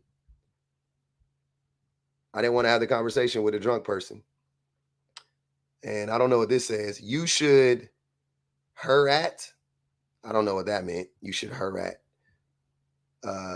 You should berate him. No, that's what. See, why would I start berating this person? I didn't deem it to be necessary. That's counterproductive. He said despicable things about women. He did. That's why a woman got up there and said what she said.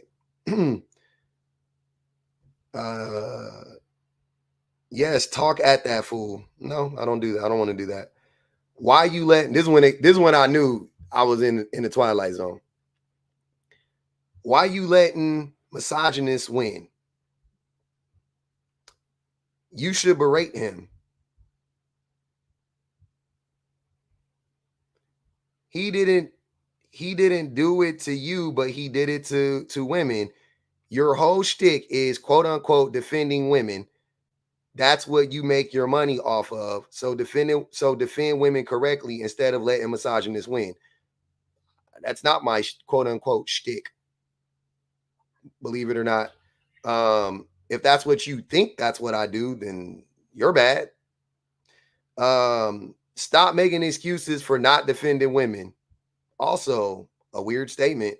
These are adult women online who can defend themselves. Why do I need to do that? I'm not understanding. I'm so very confused. That's what I thought it was a man. I don't know. I thought it was a man. The name's Tiago. I'm pretty sure it's a man. You should have defended women in that moment. Why? Can I point something out, Pub? Go ahead. And Tiago, this is Lynn. This is the person's live who was hosting the live. Mm-hmm. Surely, if you knew what was happening and then you were actually there and you can read signals, Pub did defend me. Be quiet.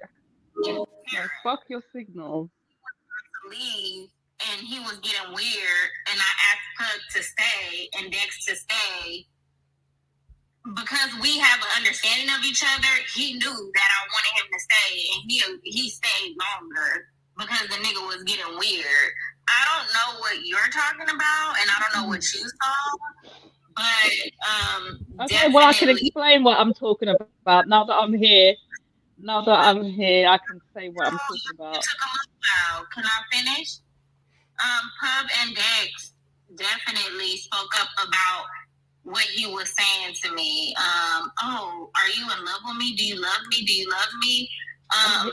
Club definitely spoke up to him about that. So I don't know what you expected or what you needed, but being that you weren't the woman on the live, hosting the live, you weren't there, I most certainly got what I needed out of it. So that's what I wanted to say. Yeah. I'm very interested in this. She's really upset about this. I'm trying to understand what's her problem. Go ahead, Tiago. We're listening.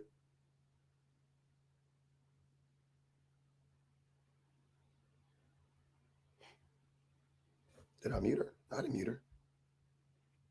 She's not talking either.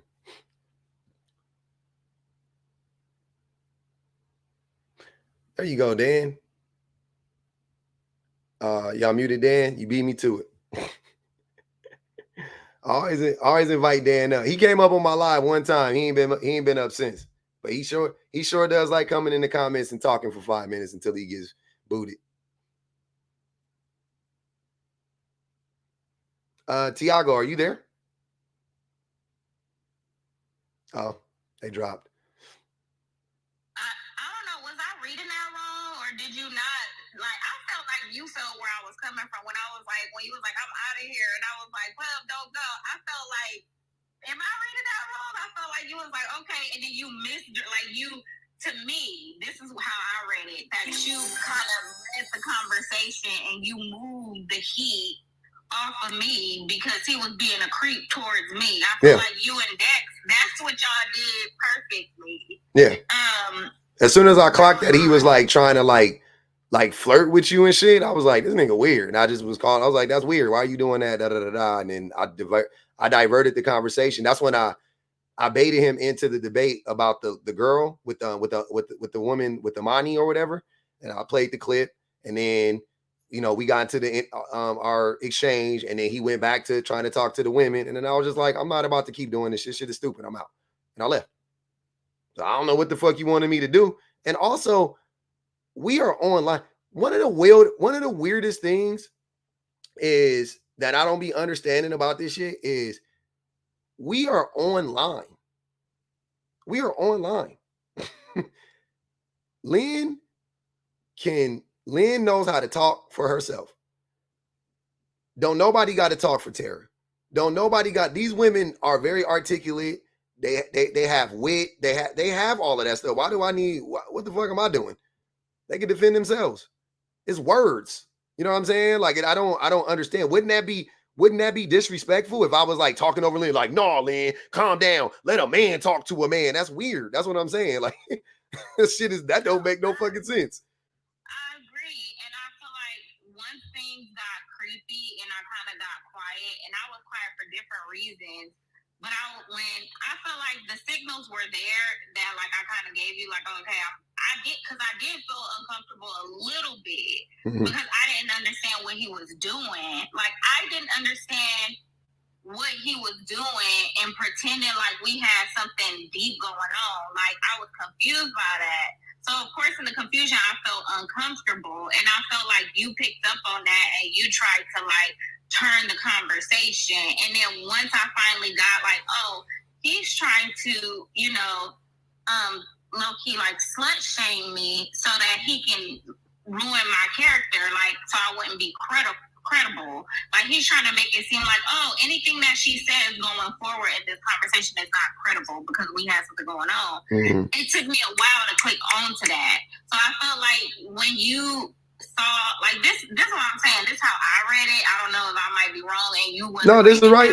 Yeah. But like, I felt like you felt like, oh, okay, Lynn, like, kind of quiet, like, let me take control of the conversation now, because I mean, that can be uncomfortable for a woman when what he was doing to Tara could defend herself, but like, it was definitely a little uncomfortable when he was insinuating that we had something deeper going on. Yeah. Like, that was the only kind of like only you could like speak up on that, to be honest with you, because you're the only one that would know. I don't fucking know what y'all did or didn't do. You know what I'm saying? I from what you told me, I was like, I know they ain't even met in person. You know what I mean? Like, that's what I got. But real quick, hold on. Aaron G, what's good, man? Aaron said this is a disingenuous prompt. What is disingenuous about this prompt? You can't quantify or qualify the statement in any way. Yeah, you can. Okay, give me how. What do women have to lie to men about? Any personal reason they want to lie. No, but what do they have to lie to get a man? Do women have to lie to get a man? Do in general, do most women have to lie to get access to a man? That's not the way we choose partners in our society. Hold on, wait. This is, hold on, sir. Nope. See, super easy. Do women in general have to lie? Do most women go around lying to men simply to get access to men? That just average men, average women. The majority of men, the majority of women. I'm gonna qualify what I'm saying. Mm-hmm. This is not on no red pill, any kind of weird shit right here. But could someone qualify makeup as a lie? No, that's some red pill bullshit. Definitely red pill shit. I don't believe that. I know. I'm just telling you that that's not a lie. Makeup isn't a lie. So a lie, if you know she has on makeup, it's not. If you know she has on makeup, then you know she has, it's not like you don't know, you know it. A lie is deceptive. A lie is you don't know the truth. Or you can lie by omission. You can not tell somebody something like Gucci third leg, not telling this woman that he had an STD, right? Lie by omission, right? That's a personal anecdote from one person, and that's not. What are you talking about? Can you answer my question though? You do realize you still haven't answered my question. Do most women have to lie to gain access to a man in general? In general, no. Okay. I would also add, in general, most men don't have to lie. They do. Most men do lie to women to gain access to them. And see, that's a lie. Most men do lie. I don't know if you realize or not that you're projecting. I'm not projecting. I'm married. I've been married for 17 years, bro. I don't know what the fuck you're talking about. I've had women literally walk up to me, give me their number, and tell me to call them, and I had access to them. I don't know what the fuck you're talking about. But so don't tell me I'm projecting. Trust me, it ain't me. I'm just telling you though, and it doesn't mean I've never lied. I'm just saying I haven't had to lie to get access to any woman or some women or even a lot of women. But I've definitely lied to stay in a relationship with a woman. I've lied to women and didn't tell them that I had a girlfriend, and because she wouldn't have got with me if I didn't have a girlfriend. And most men have done that too. If it ain't the girlfriend thing, they lie about something else. They lie to sleep with women. They lie to take women out on dates. That's what most men do. What the fuck are you talking about?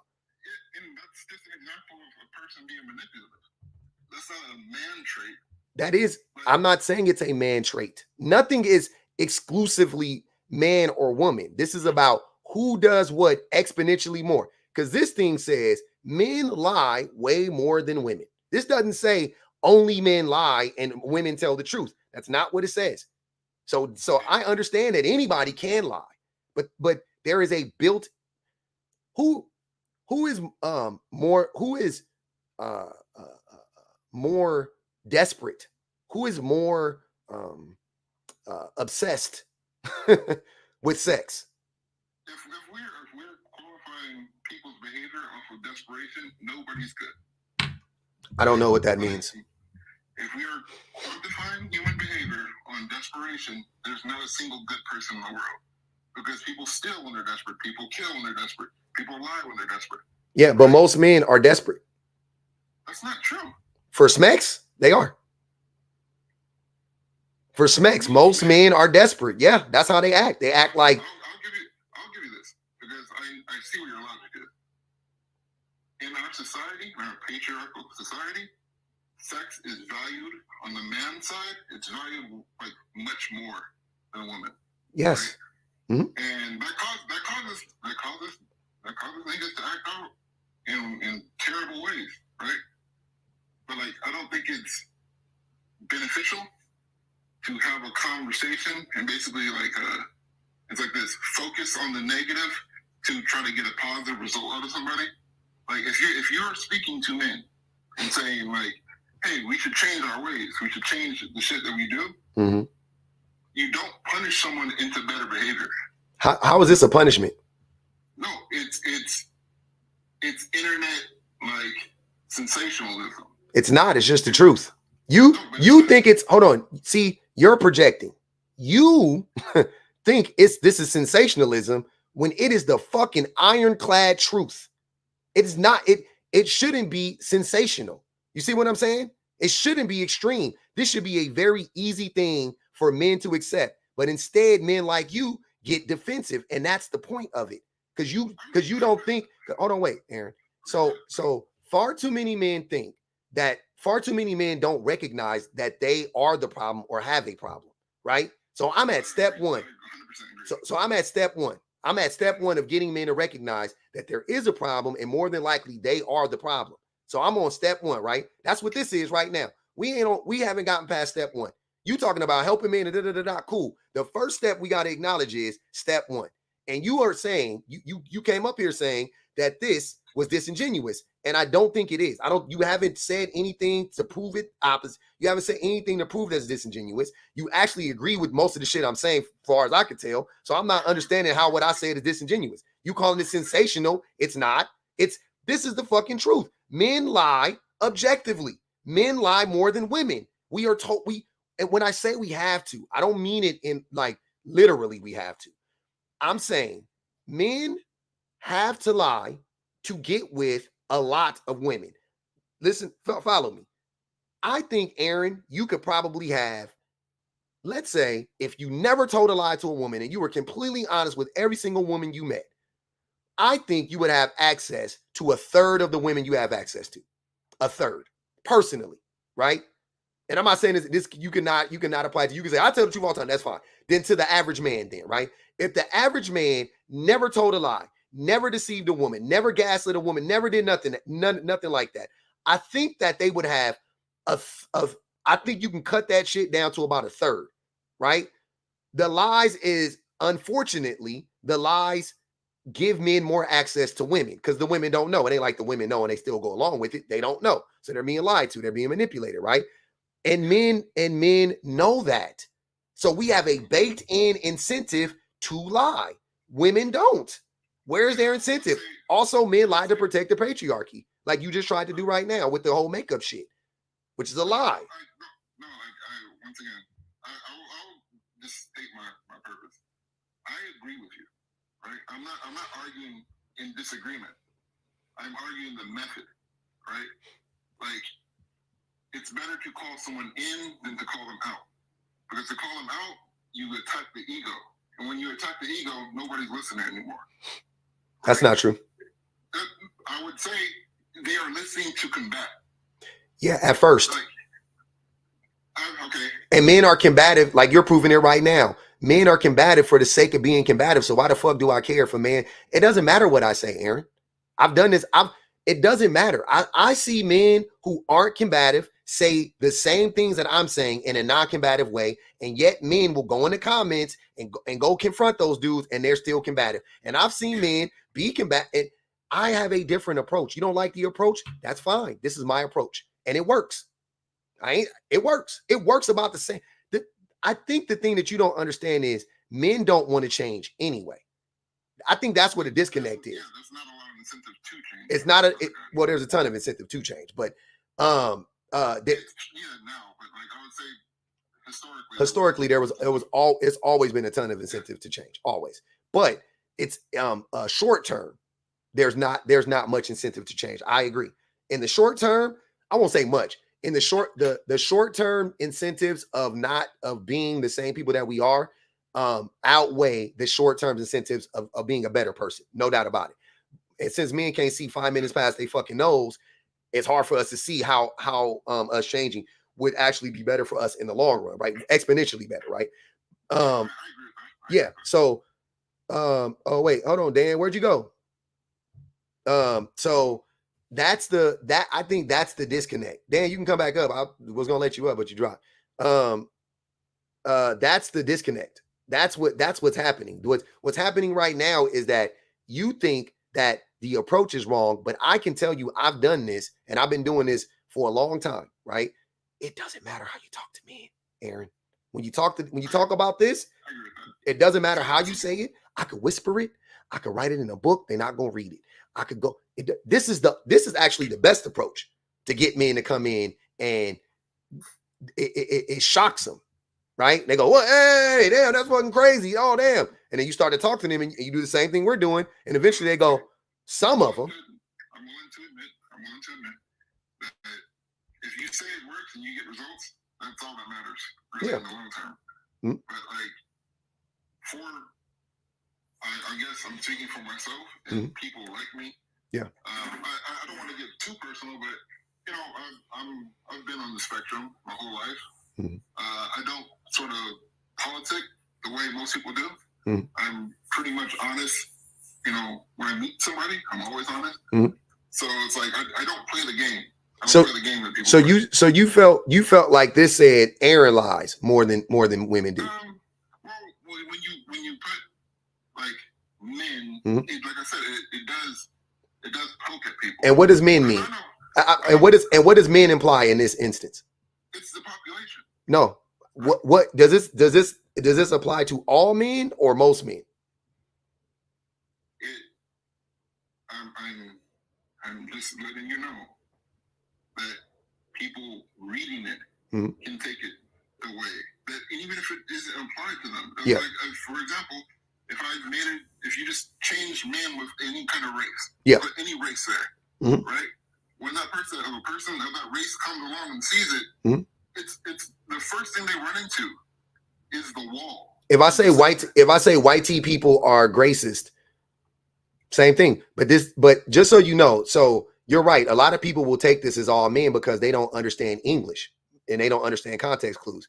Men implies the general population. General is not all. General is most. That's all general is, right? So you, Aaron, that saves room for men like you who claim to not lie and to be honest. That's fine.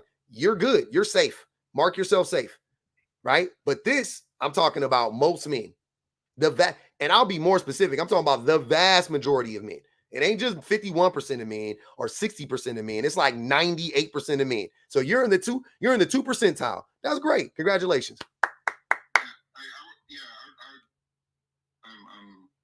I would say that like just the titling mm-hmm. and the way we use language. Mm-hmm. I'm not saying that you are being disingenuous, mm-hmm. but that statement can be misinterpreted by people who don't understand English. I understand. That's not my problem. If they got left behind, that's on them. You got to blame George Bush Sr. for that. But for people that understand English, these statements are perfectly fine if you understand English. Perfectly fine. It's on the communicator to make their point more clear, not on the person being communicated to. Well, you can but if you ask me, then I'll tell you. You can say, which people do. You can say, hey, what is that? What do you mean by that? And then I'll be like, oh, I'm saying most men, da, da, da, da. Oh, I didn't know we'll do a quick little English lesson. Hey, this means most. This indicates most. This implies most, not all. Now we're good? Okay, cool. Like I just did. I just explained it to you right now. So you're still trying to put the onus on me. It's not on me. It is on our education system, Aaron. It's not my fault that men are undereducated and most men are undereducated. And a good half of our population of men, you talk about black men specifically, are illiterate. A good portion of us are, if not half, close to it, 40%, somewhere around there. Last time I checked. So, would you say you have a slant or bias in this argument? No. Where's my bias at? I'm a black man. Hold on, wait. I'm a black man and I'm a man. Where will my bias lie? Exactly. That didn't answer the question. Where would my bias lie? How am I biased if I'm a black? If I'm a part of the group I'm talking about, where would my bias lie? Would my bias lie with the group of people that I identify with? The slant, I would say the bias and the slant is towards being combative, right? That doesn't make sense. That makes perfect sense. That makes zero sense. I promise you, that makes no sense. You are being purposefully combative. No, you're being purposely combative. No, I'm saying you're projecting again. Your message isn't clear. It's very clear. That's the only reason I said anything. No, sir. You said what you said because you don't understand English and you don't understand context clues. I'm sorry to tell you that. I've got to be as honest as possible. You don't understand English or context clues that well. So you imply in your mind, it implied to you that I meant all men. It's not all men, it's men in general. Because nothing for it to mean all. I want to tell you something, Aaron. For it to mean all, it has to say all. That's the only way that it would imply all. Anything short, if it doesn't say all, it's men in general, most men. That's all it's saying. It could even mean a large population of men, but typically it means most. And most is 51% and up. I'll say two things. I don't want to argue with you about, you know, pedantic stuff, because I agree with you. I'm not going to argue with somebody that's on my side, right? But am I on your side? Yeah, we believe the same thing. We believe the same thing. Right? I just believe that the method is the thing we differ on. Right? I believe that men do need to change, because we are harming the women in our community. We are harming our sisters, our mothers, right? All of it. It's true. I see it every single day. Right? I believe that wholeheartedly. But I'm just disagreeing with the method. That's it. I'm just make that clear now. No, you disagree with the message at first. You backpedaling, but it's okay. I think a more genuine. I got you. I think a more genuine approach to this would be, hey, when I first came up here, I really didn't see what you were saying, but now I see what you're saying, and I agree. And no, that's not what you said. You didn't. No, sir. I promise you. Let me go back real quick. You said I was being you said this was disingenuous, which you're saying I was being disingenuous. You did. Now we're at a place where you're saying, hey, now we've pivoted away from the message. Now it's, well, the message is okay. It's the delivery. See what I'm saying? Because here's what I'm saying. When you say something is disingenuous, that means it's not authentic. But you're not saying that's what that meant, right? Because I understand context clues. So you're saying that the message is inauthentic, right? But now you're saying, no. I agree with the message. Then the word you would use wouldn't be disingenuous. See what I'm saying? You should use a different word to describe, if that's what you really meant. But I don't think that's what you really meant. I think you're just doing that to save face now. See what I'm saying? That's what I get. That's what I'm getting.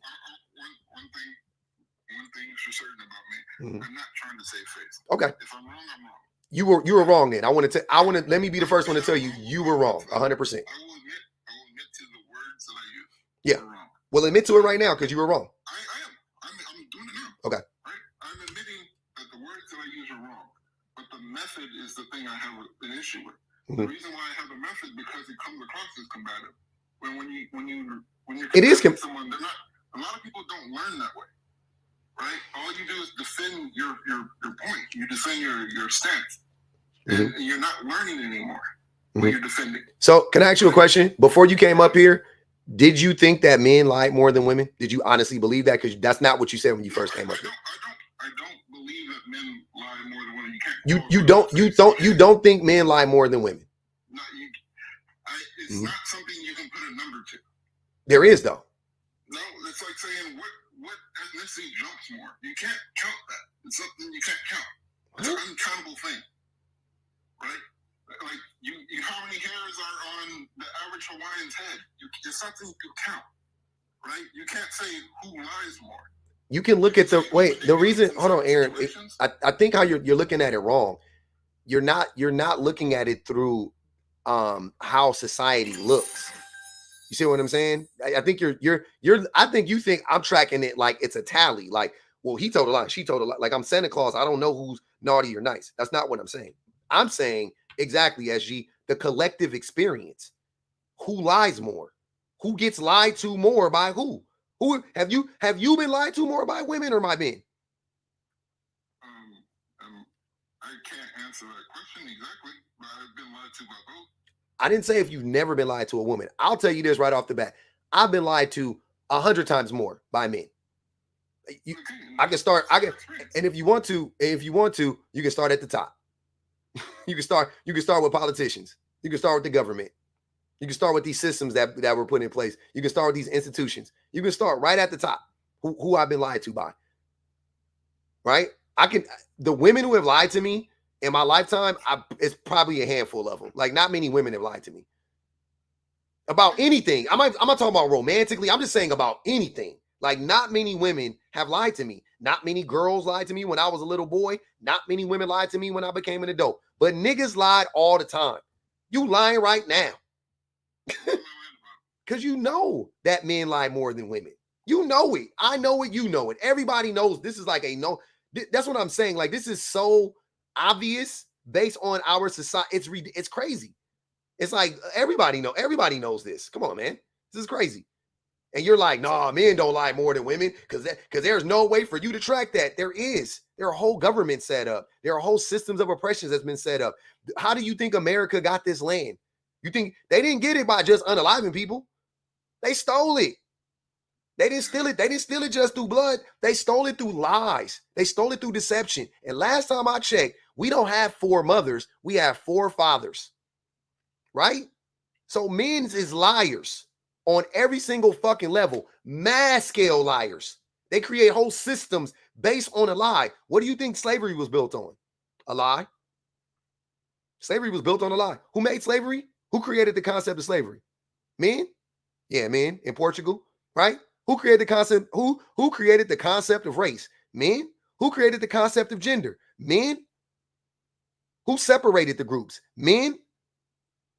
Who went to Africa with the Bibles and told them, let's pray? And when they looked down, they said a prayer. When they looked up, they had the land and the Africans had the Bibles. Who did that? Women did that or men did that? King Leopold? I think that's like vastly oversimplifying. That's not. See? Yeah. Now you stuck. Now you pivot into something else. I'm not. If it starts at the top, Aaron, that's what I'm trying to tell you. If it starts at the top, what do you think the people on the bottom are doing? That's what I'm not understanding. If they built a whole, hold on, who do white people not have a baked-in reason to lie when it comes to racism? Do they not have a built-in reason to lie, to uphold racism? I would say I have a lot more nuance view on it. I would say that white people can't see racism. That's why things become the way they are. They don't see it because the system is built for them. Just like I would say patriarchy is built for men, so you don't see it. When they do see it, because a lot of them do see it. When they do see it, do they or do they not continue to lie? The majority of the time. Some do. The majority of the time. Do they or do they not continue to lie? I can't testify to something I don't know. Why would we, sir? You don't think most white people know what racism looks like? I promise you that they don't. I promise you that they don't. And I promise you that we see it because we feel it. I didn't ask you, do you think most white people have experienced racism? I'm asking you, do you think they actually can see it? The same way men say that they don't understand consent, right? They don't, what do you mean consent? But they get it when a man that identifies as gay hits on them. They understand consent then. So definitely they see it. Trust me, they see it. I'll give an example based on what you just said. Men's issue with consent is because they're not the victim of it. When things go bad for the most part, like you said, if a man that identifies as gay hits on them, they see it. They see it because they're now interacting with it. They're now interacting on the other side of that thing. But when you're the perpetrator of something, you don't see what you're doing. That's the whole game, right? When white people make racism and they make these systems, they profit off of these systems. All they see is profit, right? They don't see how those systems affect people in an intimate way like we do because we feel it. Black people have a view on racism that's much more clear than white people. That's not what I asked you. I didn't ask you if black people. I didn't ask you if black people understand racism better than white people. We know we do. But do white people see it? Absolutely. And do they ignore it? Abso-fucking-lutely. Do rich people ignore the plights of poor people all the time? Absolutely. So you're gonna tell me billionaires don't understand homelessness? You're gonna tell me able-bodied people don't understand what's going on with people with disabilities? And they just make excuses for. They see all people. We see it, fam. What are you talking about? We see it. I would say the difference between knowing something intellectually, oh my God, and interacting with that thing on an intimate level is different. It's a world of difference. All right. Right? I can talk about slapping somebody, but until you've been slapped, you don't know what it's like. Right? You can know what it's like. You can know intellectually what it is, but once you interact with it, it's different. Right? Just like I will say this. Women have a very clear view on men a lot of the times because they see how our systems interact with them. And they become the victims of those systems. Yep. So who is better to tell us? So who is better to tell us who is better to tell us if men be lying? Men or women? I would say women. Okay. And I'm telling you, and I'm telling you that women, without a doubt, will tell you that men lie exponentially more than women. And I believe them. I love that you said that. We agree. Women are the ones who they would be the ones to be able to tell us this the best, right? Cool. Women told me that niggas be lying, and that's who I listen to. When it comes to this, that's who I'm believing. Who are you listening to? Where are you getting this from? Where am I getting? Where are you getting that men and women lie? That men and women lie about the same, or men don't lie more than women? Where are you getting that from? I just refuse to play the game, Charlie. I've said that from the beginning.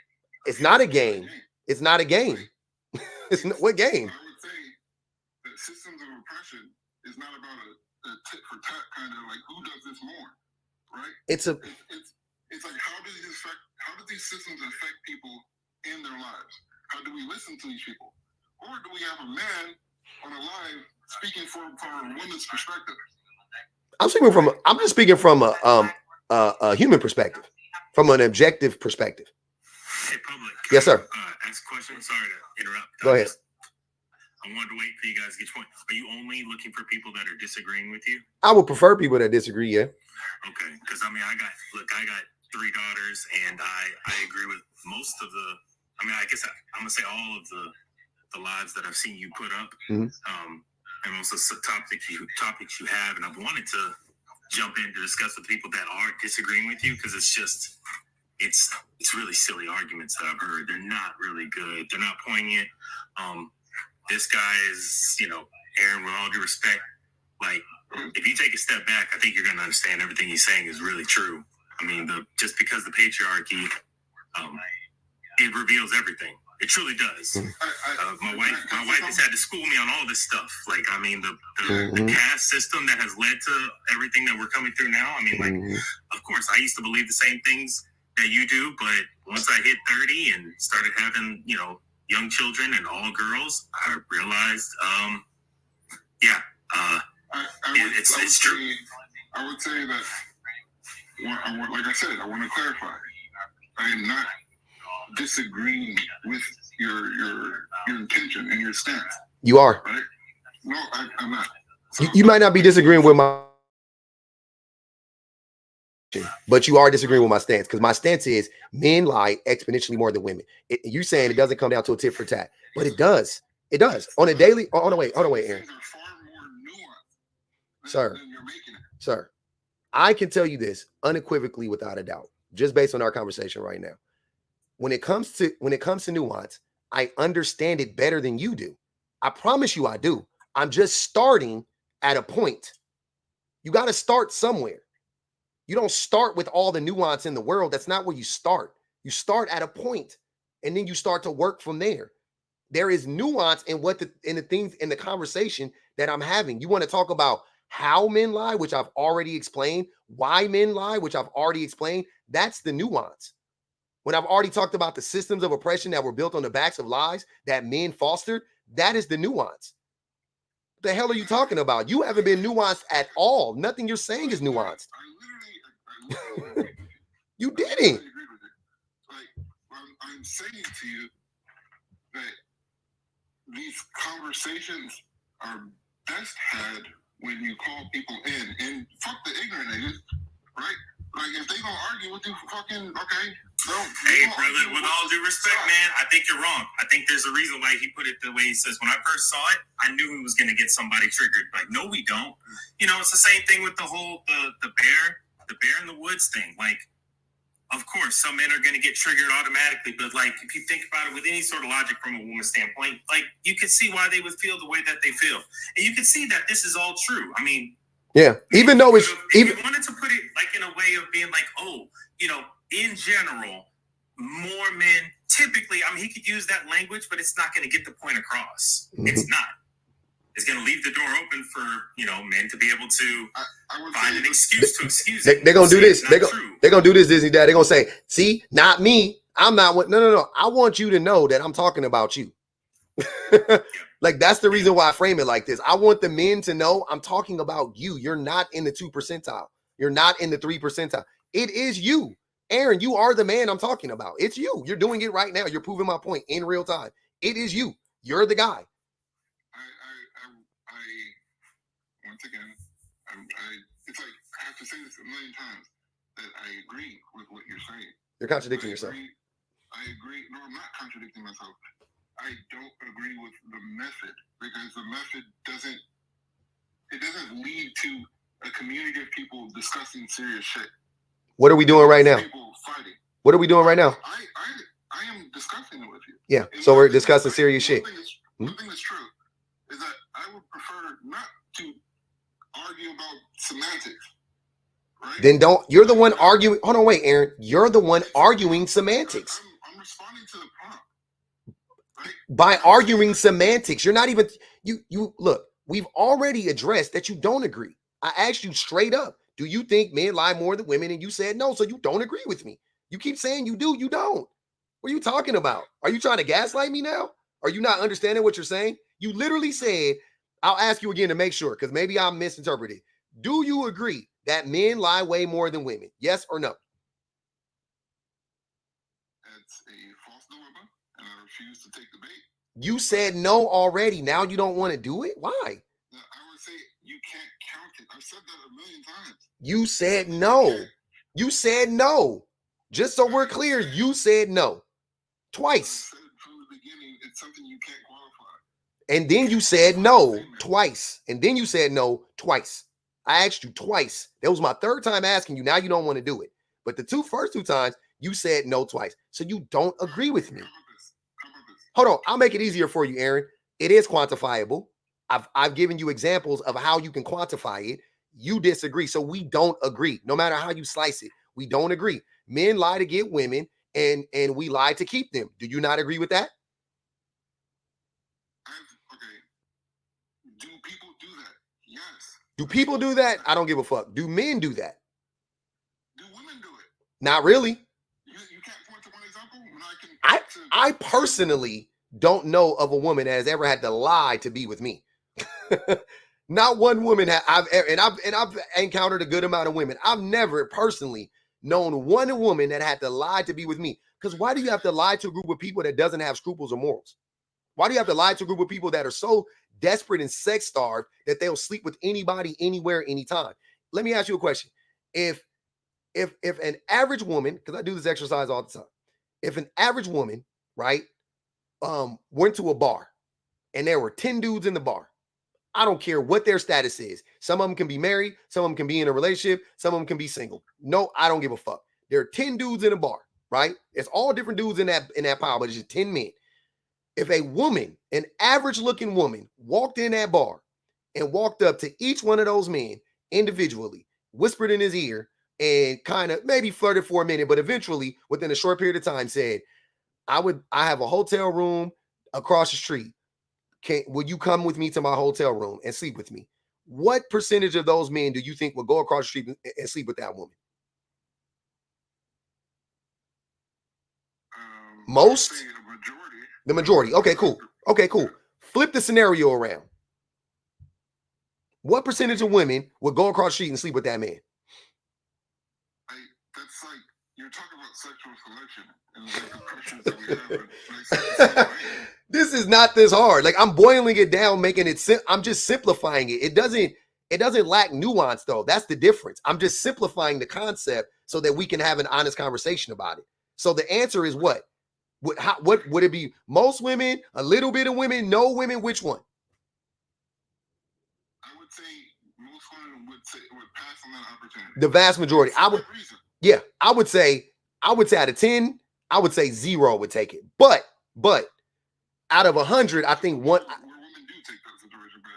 I think an average looking man, same scenario, average looking man, average man drives a Camry. You know what I'm saying? Like an average man walks into a bar and tries to talk. I don't even think he gets past hello with half of them, right?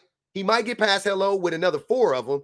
The one he actually might be able to talk to, it's 0. The answer is 0.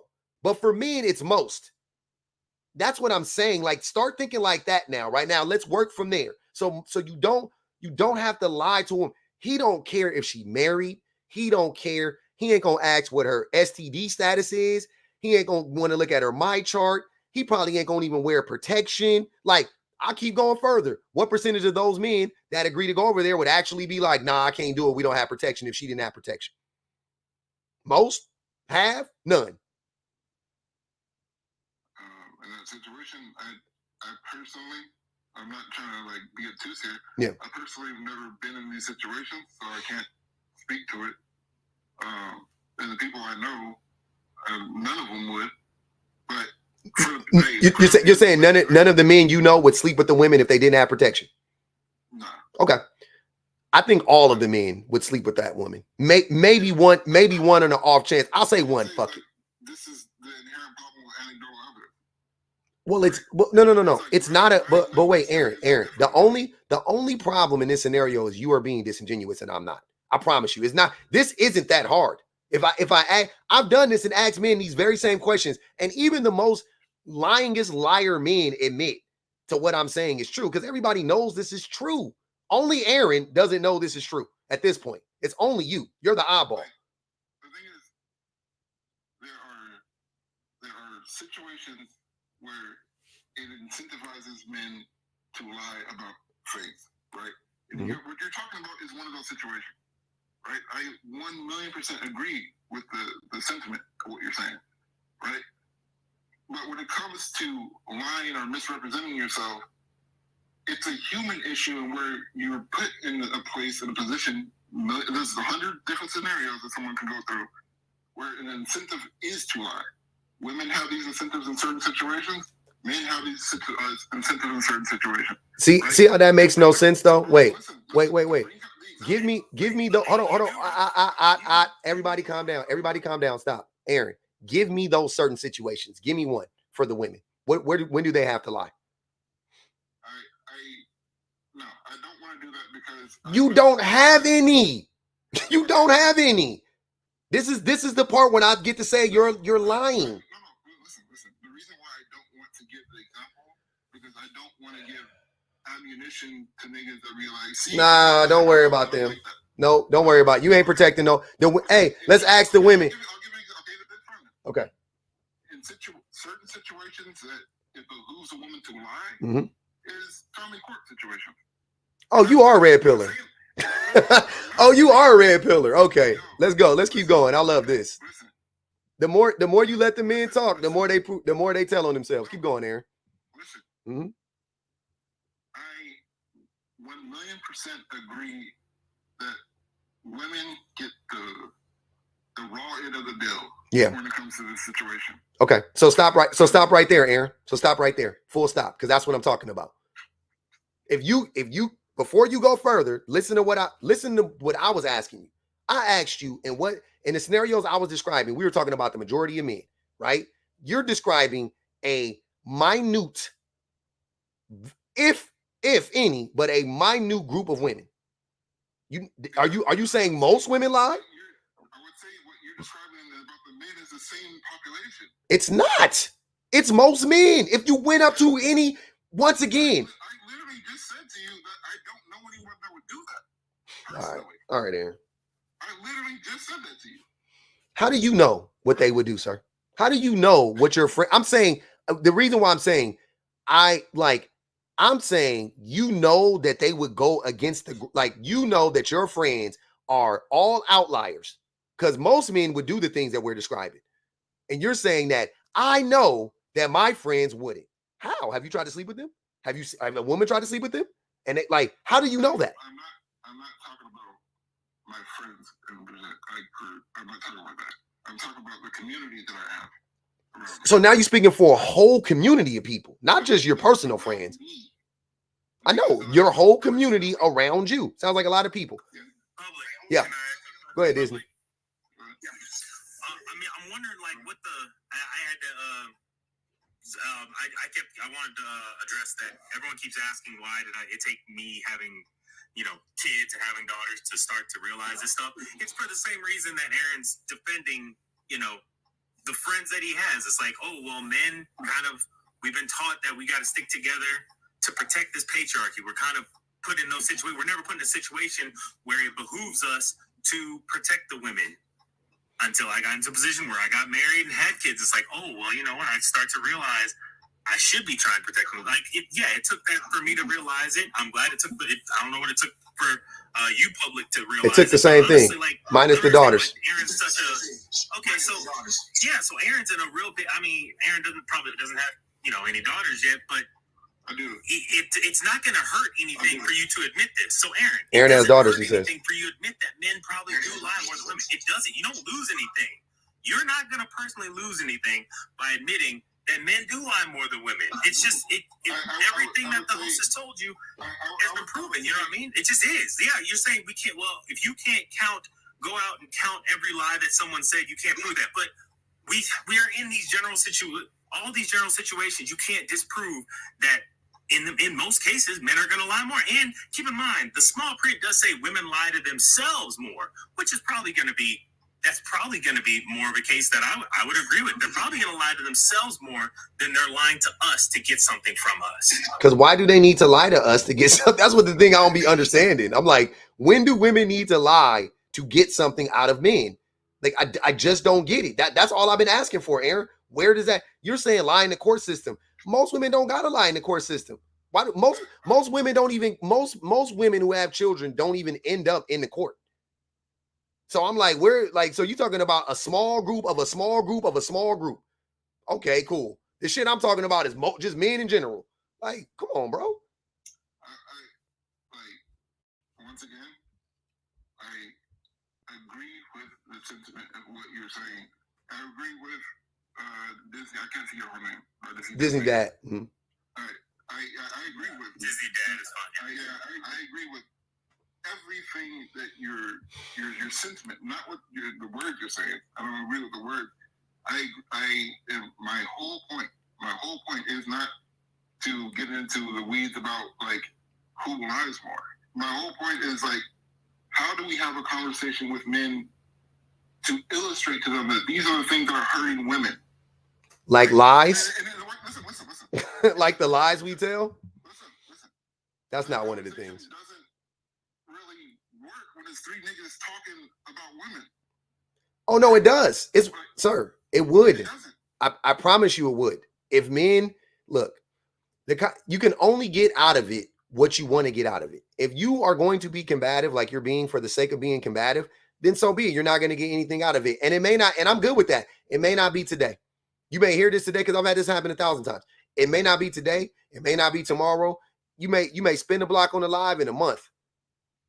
You might get triggered again for 5 minutes. We've talked before. Okay. And 2 other times, and we've agreed on everything, right?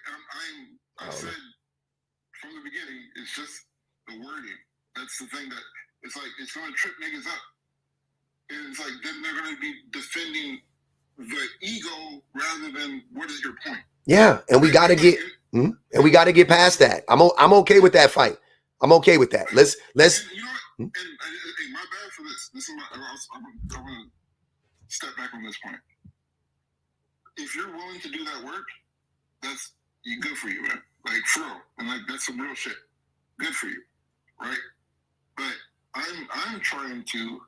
I think a lot of other men that have woken up to the shit that we do and have seen it. A lot of other men, we want to foster a community to teach young men, right? To show them, like, hey, you don't got to go through this shit. You don't got to play the game. You ain't got to act like your fathers did. My father made me lie about being his son. I had to say I was his nephew, right? Sir, say that again. Say it again, Aaron. My father lied. I had to tell a lie that I was his nephew when I was around him. And who told you to tell you that? Who made you do that lie? My father was a shitty person. Oh, so your daddy did it. Okay. Yeah, my dad. This is a man. Is your father a man or a woman? Your father sound like a man to me. This is crazy. This is crazy. This is crazy. You walk right into the point there, Aaron. You're not going to lose anything by admitting that the host is correct in this. You're not going to This is so crazy. I'm sorry, Aaron. Tell. I'm sorry. Go ahead. I'm Aaron. Give me a second. I'm sorry because that's your story. I'm not laughing at it. I am, however, though, a little shocked that you would tell us that after I asked you a question about who has lied to you more, and you said you don't know, both people have lied, and now you're telling me what probably the most diabolical lie I've heard all week. Like this might be the most diabolical lie I've heard all week from anybody. And I'm not saying a lot because I talked to a lot of motherfuckers. Yeah, you don't got to. But that lie in a vacuum probably is the most diabolical shit I've heard all week. It sucks. It's terrible, right? Yeah. And, he died like he lives, right? But what my point is, how do we as men bring in young men, right? How do we talk to them in a way in which we're like imparting wisdom? Like the way I'm talking to him? No. Like, may I? Hold on, let Aaron finish that, Disney. That. Yeah, I'm sorry. You got an echo too, Disney. That you got a badass echo. Go ahead, Aaron. If he wants to, no. Go. I want you to finish. Go ahead. I'm listening. I would say that how do we foster? I'm asking not in the way that you're the authority, because I believe that we're in the same boat. But we're men trying to get men to understand something, right? My method is to bring them in and teach them, and not attack them, right? Why not? How do we? Why not attack them? Why not attack them? Why not attack them? Why not? Yeah, why not? Okay, and I would say this is a philosophical debate. Yeah, I'm willing to have this debate. Yeah, like for me, I would say it's because people put up the defenses, and when they're defending themselves, they're not learning in the moment. And I would like for them to learn in the moment. Sometimes they're not. Like I don't think you're gonna learn anything in this moment. I do think though that once we get off of here and you think about it back, I think you actually will start to clock some shit if you haven't started to do so already. That's what I'm saying. Now, once again, it's hard in the moment. It's just like arguing with your woman, man. It really is. Arguing with me in this capacity is very similar to arguing with a woman when she is clocking you on your shit. Very similar. Men react very similarly, right? And that has, which many people have heard me talk about, I have built up a bit of a disdain for men, a little bit. I ain't gonna lie, because men are so combative for the sake of being combative. But you know what it's also done for me? It's also helped me to not be as combative with my wife in real life, because I don't want to be like you niggas. I want to distance myself far, far away from the niggas that argue for the sake of arguing. I really want to get away from, I'm like, that shit is sick, right? But it took for me to argue with a bunch of niggas, with a bunch of men, for me to clock that. I ain't gonna hold you. I know everybody, why couldn't you see it before? I don't fucking know. I don't care. I'm seeing it now. I'm seeing it now. I would say, like, I have two people in mind that I know personally that can learn, like, because they don't see women as fucking human, right? And like, it's like, are these men? This is not for the internet. I know, but and these are men. How do I get through to them? Can I? May I public? Hold on, wait. Hold on, real quick. Aaron, are these are men, right? Yeah, these are men. These are men. Are these men in your community? I would rather them not be, but they're in your community. They're family. Okay, they're family. And are these so you expect me to just real quick? I want to go back. This is what I be talking about. So you said that you don't think any man in the community would do X, Y, and Z when I talked about what they would do with the women, right? Now you're saying there are two men in your community who don't see women as human beings. You don't think that dehumanizing women will actually lead to men doing stuff like just laying down with the woman unprotected because they don't see women as human beings? They don't give a fuck. Like, you don't think that those two things are connected? Yeah, and I understand that sounds like a contradiction. It is. Because I because I wasn't getting into the specifics of my relationships with people. Right? I don't fuck with these dudes. I don't like be around them. I have my group, I have my people, and every once in a while I have to interact with them at get-togethers and stuff like that. And I'm like, we have these conversations, and they're super red pill. They're really in that shit. And they're just like red pill talking points after talking point after talking point. Like, and I'm like, hey, for an example, like, women wearing makeup is a lie, or women lie in family court. 2 red pill talking points. You talking about they have like those type of talking points? You remember what I said when I said both of those things? That you said them. I don't know what you mean. No. What I said before both of them is like, this isn't. I'm not saying this to give ammo to anybody. I literally said, I was like, I don't want to say this because it just gives ammunition to niggas that are the worst of us, right? But I've seen these situations in my life. I grew up in South Central LA. Hey, you local? I'm in Long Beach. But yeah, we close. But like, I've seen men and women be the worst. Right, I've seen it on both sides. My first abuser was a woman. Right. Are you sure? Yeah. At what age? Child, growing up from birth. From birth. Oh, so your mom? Okay. Yeah. Right. And your father wasn't abusive? My father wasn't around for a while. My father wasn't around until I was like 11. That's abuse. No, I understand that. Oh, no, wait. No, wait. Time out. That's abuse. So that's abuse. You say, if you understand that, that's that red pill. So the mom, she was your abuser, but the father wasn't, because he wasn't there. But that's abuse. He wasn't there. That's abuse. So he also was your abuser. So they both were. Exactly. I'm not discounting. I get the mom. I'm cool. Call out the mama too, right? But you excuse the dad until you. All right, keep going. I'm listening. I'm listening, Aaron. Not my fault. I'm listening. I would say my dad was the worst of the two. Of course. Yeah, I know. I would say a lot of men in our community, like, that's what we're fighting against. We're dealing with people that have been hurt by very specific people in their life. And when they hear talking points, they're reminiscing on their own experience. And they're like, that's not true, because the person that fucked me over was your dad, my aunt, my mom, my sister, right? Or then there's niggas that like the men were the abusers. Like, the men, but wait, time out. The men are always in these scenarios. Think about what you're saying. So, if your mom was abusing you and your dad abandoned you, your dad was supposed to protect you from your mom. If your mom was abusive, he should have came in and got you, right? Or stopped her, right? If they're physically together, they're still in a relationship, he should have stopped her from abusing you.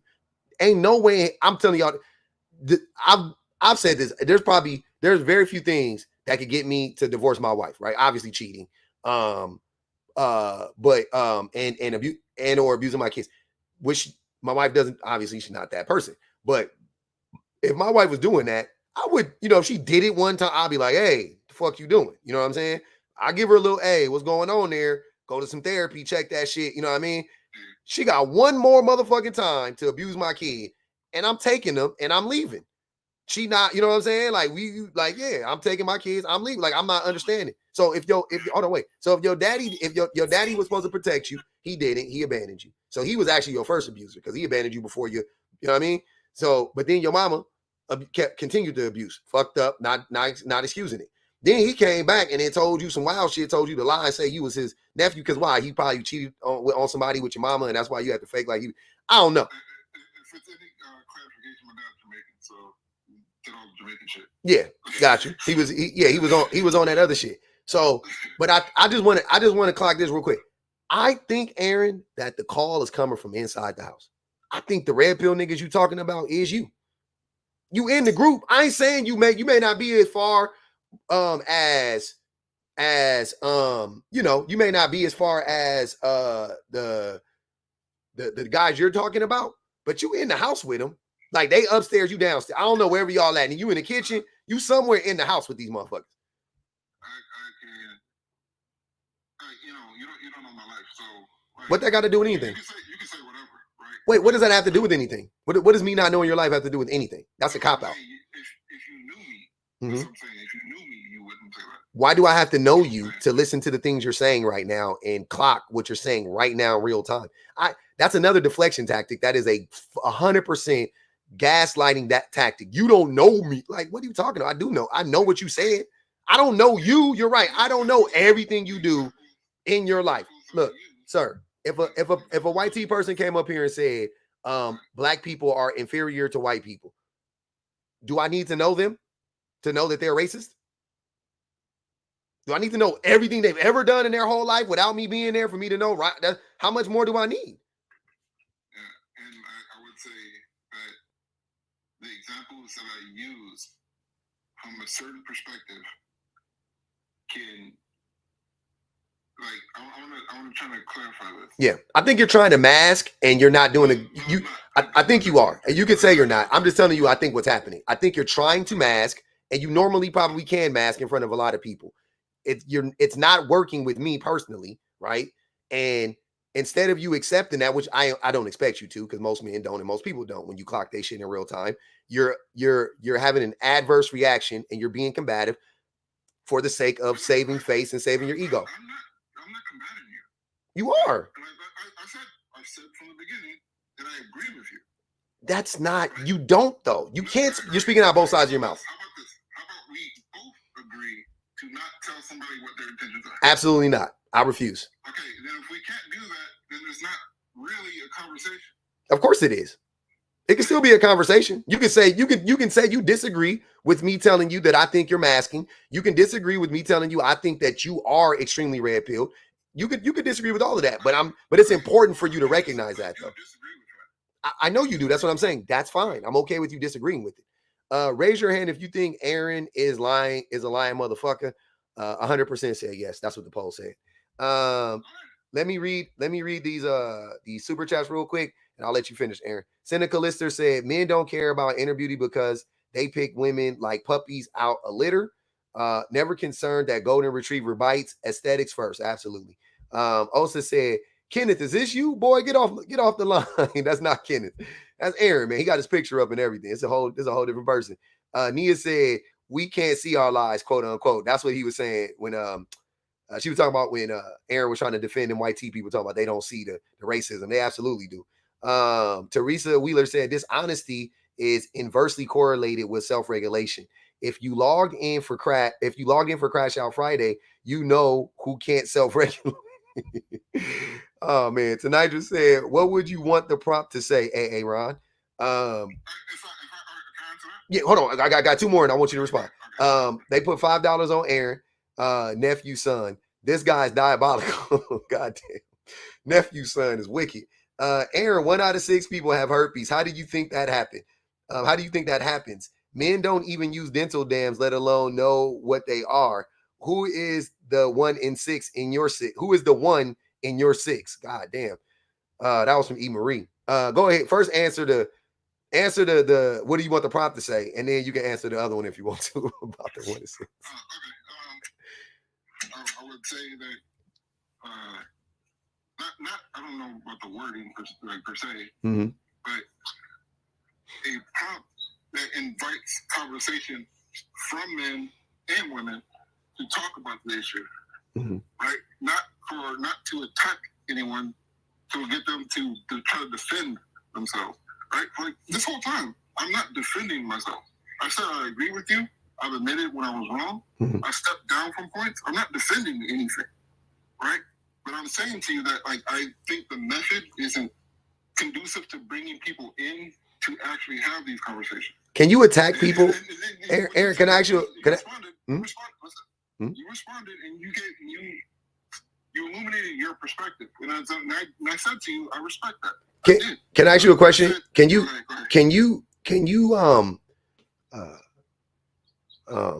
what did you say? I was doing can you attack a person with facts? Can you attack a person? Are you attacking? How am I attacking men right now? That's what I want to know. Okay, I'll give you an example. You can attack someone with facts. Yeah, okay. Like with tone, you're saying? Like the tone of something? it's tone is part of it, but it's not just tone. It's like if I say that, hey man, you need to get out there and look for a job, right? That's a fact of the situation. I'm not saying nothing about your life. Yeah. Whatever. Right? But if I said if you a no good nigga, you need to get your lazy ass out. Yeah. No, I totally understand that. So and where is that in here? Well, that is like when you put people into a big boat, the individuals that are going to feel away. So it's not about telling a person, but see, you're contradicting. Okay. So first you said, if you tell a person they need to get a job, you need to get a job. That I get that. But when you tell a person, you broke ass nigga, get your ass up off the couch, that's an attack. Got you. I hear you. I clock that. I agree. Is that this? No. So once again, let me go back. How am I attacking men again? Not because generalizing men is not an attack on men either, sir. My accusation isn't that it's an attack. My accusation is that it's not conducive to an environment of learning. Then why do you keep using the word attack to describe what I'm doing? No, I wasn't using it to describe what you're doing. I was saying that, like, it doesn't invite people in, right? I'm saying you're not inviting someone into. That's someone that disagrees. Like, look, listen. There's niggas that disagree with you. Thank you, Elizabeth. Right? And there's niggas that disagree but are willing to change. Yep. Right? When you put something that's inflammatory out, the people that would change are not going to change. And how is this inflammatory? And how is this inflammatory? Because it's, like I said before, it's like if you change that with any race, it makes more sense. You'll see it better. Like if I said, I know, but it wouldn't be true though, right? That's it. Hold on, wait. That's the difference. It wouldn't be true. So yes, it would be inflammatory. Once again, how am I being inflammatory by stating a fact? How am I being inflammatory by stating objective truths? How is that inflammatory? That's what I'm not understanding. Okay, I'm disagreeing with the premise of your argument, not the nature, not your intent. I'm disagreeing with the premise, right? Men lie more than women. You can't quantify that in any way. In any way. You can talk about your anecdotal stuff and the things that you went through and stuff that people told you, but still, that's not quantifiable, right? What study can you point to that say men lie more than women? And if that's true, and if that's a study that you can point out, I will back down from that point. I will 100% because it's new information to me. You know there are studies on this, right? Okay, then Public, Go ahead, Dizzy Dad. Go ahead, Dizzy Dad. Yeah. So I'll drop because I know you want to. No, you're good. I'm sorry, bro. You're good. Go ahead. Disagrees. But his question. I mean, his question is why can't you be softer and more coddling the way you ask these questions? But I appreciate the way you ask these questions. I appreciate the way you pose them because they're more frank. I have a friend who is a PhD in education, and he is on the fence about about critical race theory because he's like, is there a way we can teach this without making white people feel bad? You can't. And honestly, that shouldn't matter. It doesn't matter, and you can't. It doesn't matter, and you can't. So his question, if he's asking, can you phrase this in a way that doesn't make men, hurt men's fragile ego, make men feel bad? It's like, why? Why should you do that? No, you shouldn't do that. And it's to you directly. I think that's a great point, Dizzy Dag. And that's what I said earlier. I said, I know it doesn't matter how I phrase this shit. Men are going to feel some type of way about it because I've done it before. I know what they do. 100%. Absolutely. If that's, and I said this from the beginning, if that's your experience and this works for you and it works to change minds, I literally said to you, I salute that. Okay. I got something. Wait, real quick. So this is from, do you believe information from the NIH? Generally speaking? Public PMC, Public Med Central, whatever. Abstract. I'm just going to read the abstract just so we get an idea, right? And I haven't read the study and I don't want to go. I will read this at a different date, but I'm just going to read you what it says in the abstract. The abstract says 2 studies examined gender differences in lying when the truth-telling bias prevailed. Study 1. And when inspiring lying and disbelief, study 2. The first study used 156 community participants, 91 women in pairs. First participants completed the narcissistic personality inventory, the lie and truth ability assessment scale, and the rational experimental experiential inventory. Then they participated in a deception game where they performed as senders and receivers of true and false communications. Their goal was, I can barely see this. Their goal was to retain as many points as possible according to a payoff matrix that specified the reward they would gain for any possible outcome. Results in, and this is the important part to you, Aaron. Results indicated that men lied more and were more successful lie tellers than women. In addition, men believed the sender less than women, but were not more successful detectors of lies and truths. So men lie more, but also aren't as perceptive to pick up a lie. Right? Now you can look that study up. Now, wait. Now you can look that study up. I simply typed in, do men lie more than women? That's the prompt I typed in. And we know Google, we know how Google works. You may get a different, you know what I'm saying? You may get a different page on yours or whatever, but the study is from the NIH and the National Library of Medicine. That is the study, and that is the abstract that I just read. Now, I'm interested in reading the study now because I find this to be compelling. I like reading shit like this. But I already knew men lie more than women. I already knew it. Without this, I already knew. Now the question should be, public, how did you know men lie more than women? Because first, when you got up here, you said I was projecting. That was your first attack. You said your attack was I was being disingenuous. And your second attack was I was projecting. Neither was true. I was actually being objective because as a man, right, my bias would lie in men don't lie as much as women. Men and women lie the same. That is you. That's what you're doing. You're projecting. You're being biased. That's not me. I remove myself from the equation, right? And just looked at it objectively. And when I say I remove myself, I mean I remove my ego. I remove like me being hurt by it if it's true, right? Cool. If it applies to me, it applies to me. Great. And it does apply to me, right? I lie. I have lied 1,000 times more than my wife. I don't think my wife has ever told me a lie in our 17-year relationship. I have lied to my wife a lot, right? Now, do you have to? But one of the ways that I was able to stop lying to my wife was to acknowledge that I was fucking a liar. You see what I'm saying?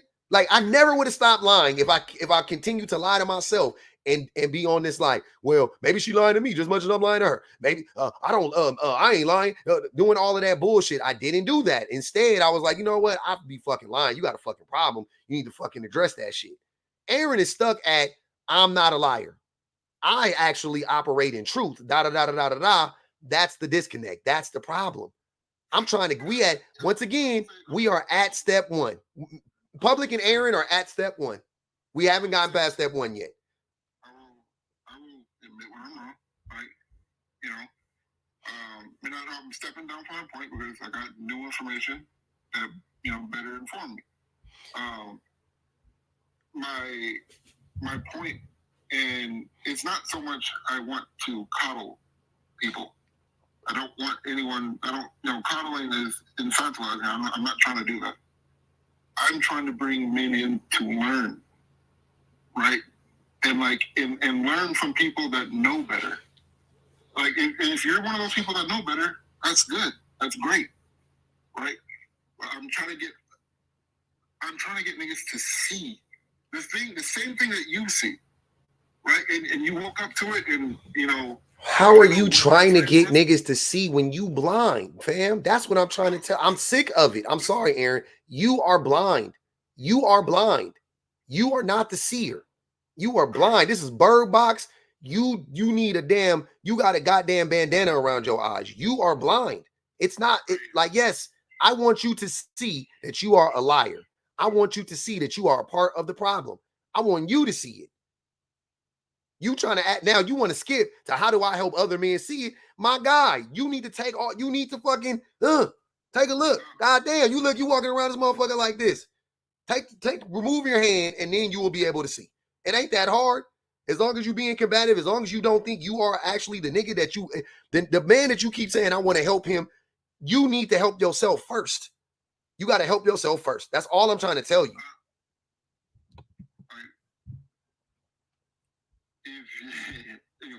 And you want to know how you want to talk to young men, right? Okay, cool. I talk to young men. I got son, whatever. But me personally, who knows? I don't know how many people read it. I don't know how many people read it today, whatever. But what I'm doing and what I will continue to do is I write children's books to help little boys understand misogyny. Now, girls can read it too. That's fine. It's for anybody. I actually think that grown men need to read some of these children's books on misogyny, though. Like that's how far men are. Men need to go back to 1 + 2 = 3 when it comes to misogyny. I'm not joking. Men don't understand the slightest idea of consent. You know what I'm saying? Like men just don't. We don't understand consent. We don't understand. We need to go back to elementary math. We need to go back to if Johnny had 5 apples, right? So men need to read fucking Dr. Seuss level books on misogyny at this point. So I'm writing the books for everybody, right? Men or women, whoever needs to read it. But that's my little whatever outside of having these conversations with men on a daily and putting out tons of content on the shit every day. Like that's what I'm doing, right? So when you ask me like, what are you helping the youth? This is literally me helping the youth. Because some 22-year-old is in here watching this and they're going, I don't want to be Aaron.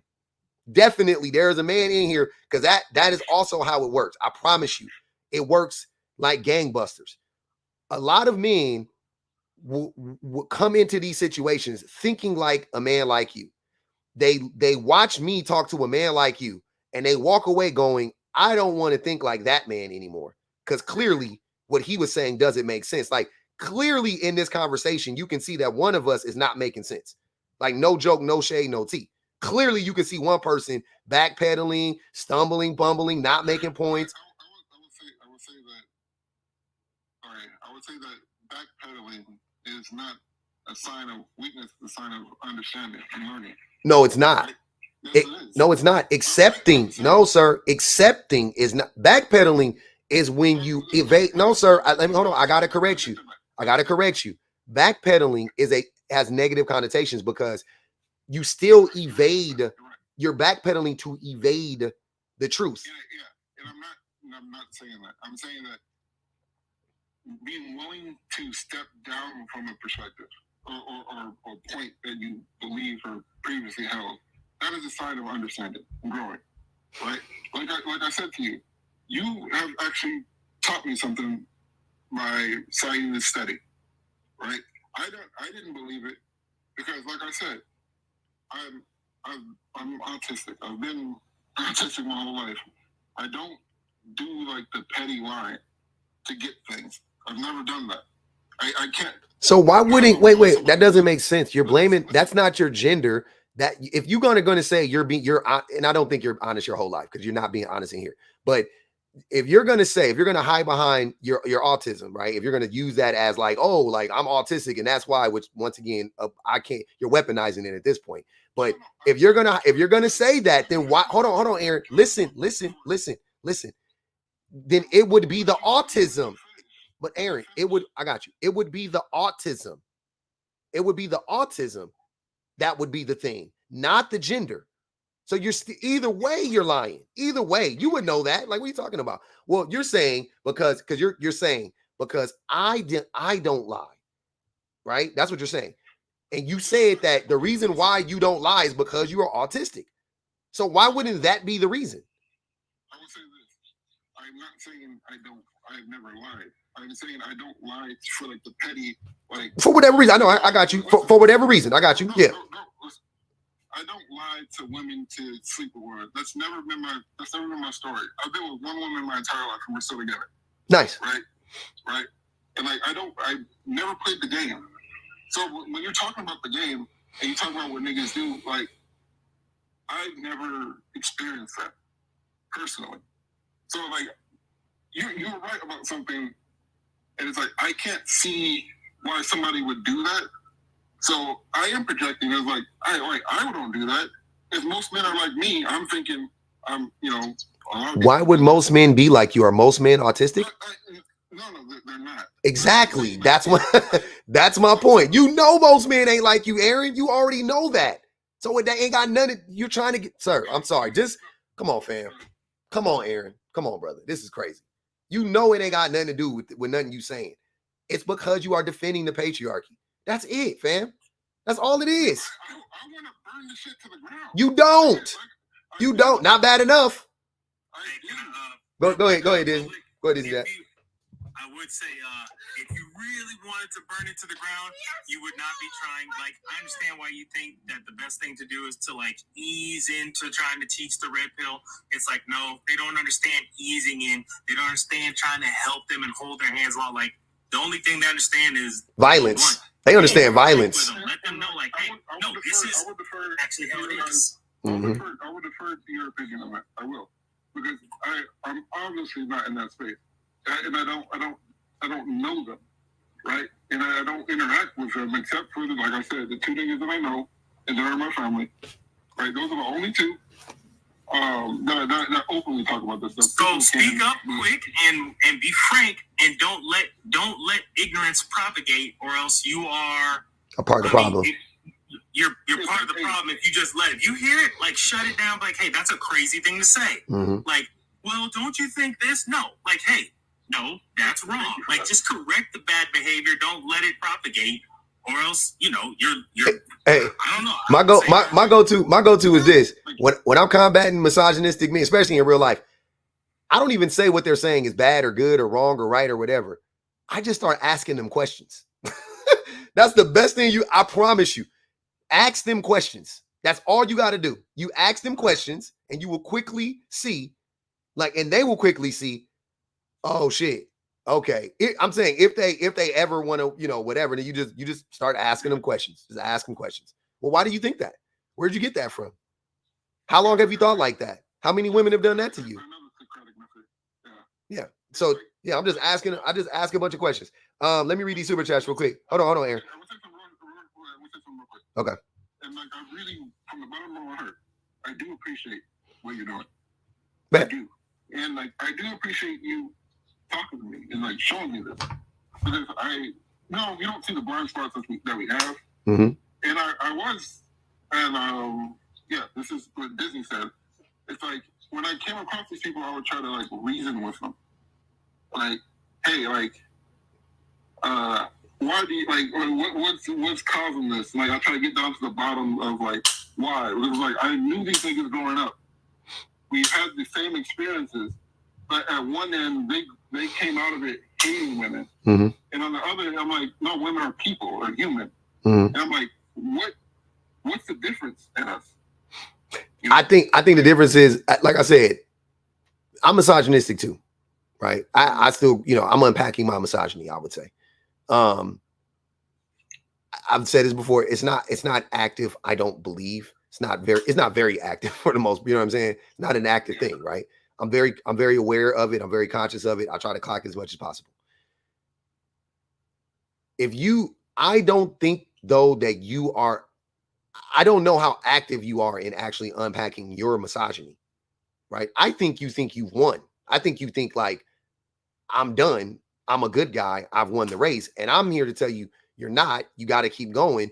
And I wouldn't necessarily worry about my friends right now. If I were you, I would worry about me first at this point. Like, you got to put your own oxygen mask on because you need air. Like, you think you're that far. I don't know these dudes, but you don't sound, Aaron, you don't sound that far off from the most red pill man I've ever spoken to. The only difference is your willingness to continue to have the conversation. That's probably the only difference. But the things that you're saying, the way you're going about it, the talking point, all of those things, you are very much like the stereotypical red pill man. It's like not like you're not. Like, I don't know why you're thinking like you're so enlightened. I don't know who told you that. I don't know where you're getting that from. But you're not. Like, you are definitely like, you think. I mean, you talking about autism on the spectrum. My son is, high level autistic. You know what I'm saying? Like, not high level, not functioning high level, but he has. He's really autistic. You are autistic. You are very red pill. You are very misogynistic. You are high as fuck on that list, man. I would like for you to be more in the taupey area, canary yellow area. You are bright fucking red. All the alarms going off. Like, woo, woo, woo. Like, Jesus Christ. Aaron, you already dropped Nick, hold on. Nick, I just saw you in the queue. You can come up, fam. Yeah, I'll drop after this. The thing that I guess taught me about my misogyny and helped me start trying to work through it and get past it was every time I would say something, even if it was jokingly, my wife would be like, what would your daughters think if they heard you say that? Would you want someone to say that to your daughter? And like that was eye-opening. Just her asking me that. She really only had to ask me a few times before. God damn it. How y'all let me forget to plug my phone up, man? Huh? Y'all not my real friends, for real, for real.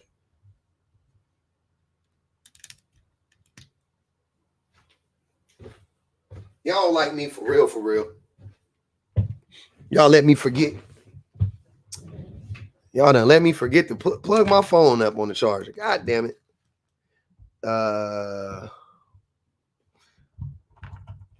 That was interesting. He dropped, by the way. I don't know why he dropped, but he dropped.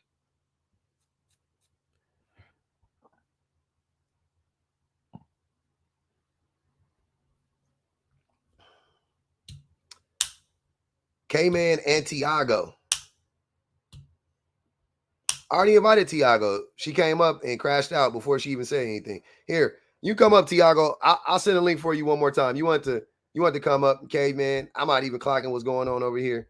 I'll invite you up one more time. I don't know why you crash. I don't know why you dropped.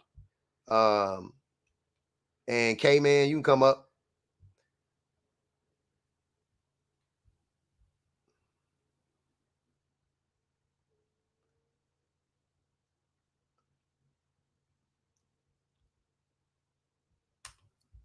What's going on, Charger? Are you gonna start working, or what you gonna do about it? There we go. I invited him up.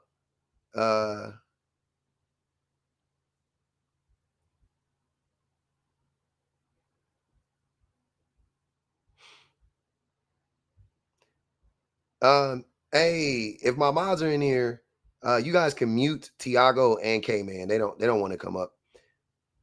I don't, y'all know I don't take too kindly to people that be afraid to say it with their chest. I don't like that shit. I don't respect that at all. I only respect people that stand on 10 toes. You can say whatever you need to say. You just got to say it to me.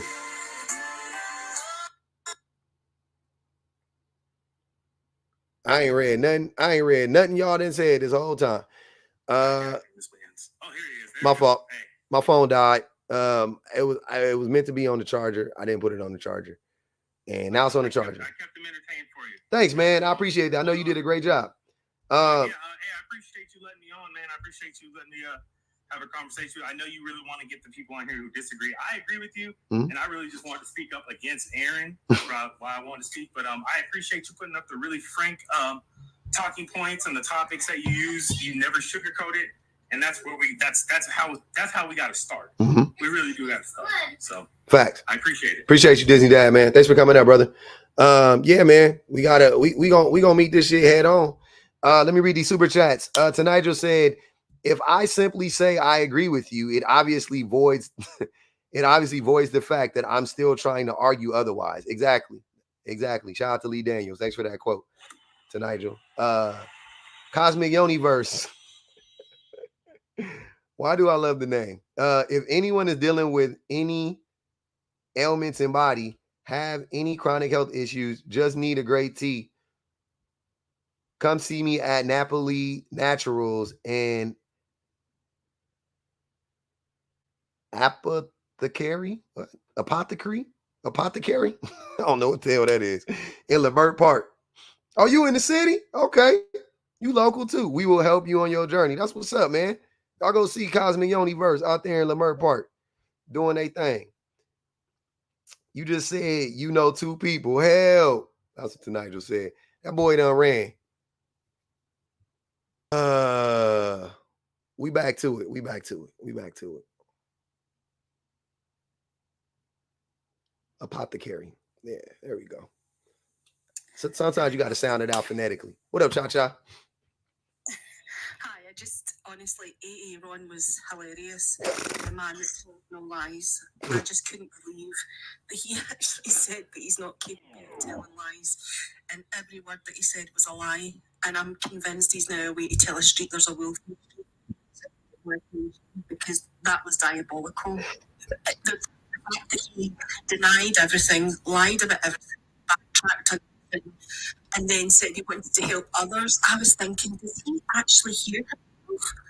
Does he hear how ridiculously stupid all of that sounds when he can't see that he's lying, and we all know that he's lying, and he's still continuing with a lie? That was crazy. It was infuriating. He wouldn't let it go. He wouldn't let it go. Like I was like, I feel like we could just kind of we're right up against it now. And he just was like, nah, I agree with everything you said, but I don't agree. I was like, okay. I don't agree. And then to say that his dad, to deny. That was the craziest shit I had heard. Like after all of that, for you to come up with, yeah, my dad told me the most diabolical lie. I'm like, nigga. I'm like, my guy, come on, fam.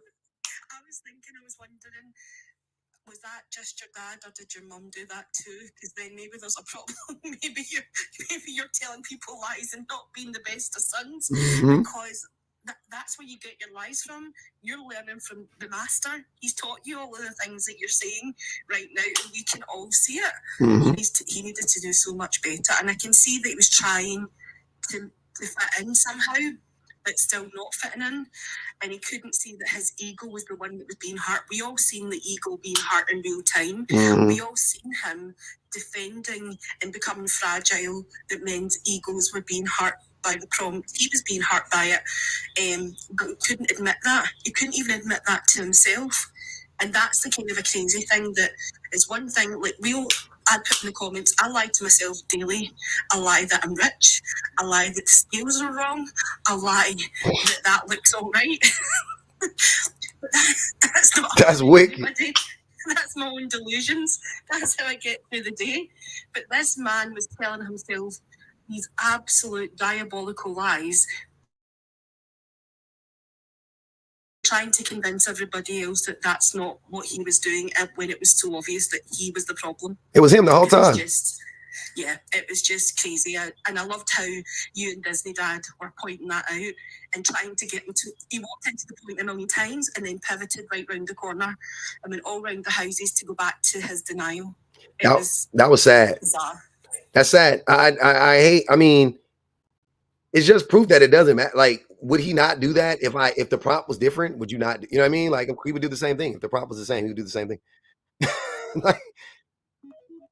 I'm not understanding. The thing is, men do that all the time in every live that I've been in, and especially if it's a woman hosting, or to see if the prompt says anything about men, even if it's slightly negative, they will come up and try and say the grammar is wrong, how that's put is wrong, the message shouldn't be wrong, and it doesn't matter whether the person coddles them to the point, or challenges them gently, quietly, whispers, sings a lullaby. It doesn't matter.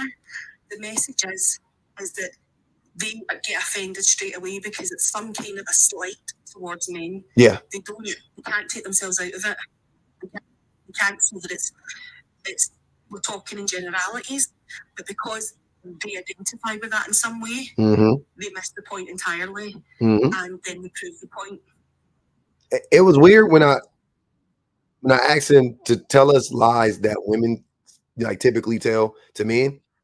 And the lie he went to was one of the biggest red pill lies being told right now, which is in family court, women lie. And I was like, and then he tried to be like, well, I was just saying beforehand. You didn't preface, by the way, just so you know, you didn't preface that lie with anything. You didn't preface that. You didn't say, oh, well, I'm just saying, because a lot of red pill dudes say that. You didn't say that. You said, I asked you, how do women lie to men typically? And then you said, in family court.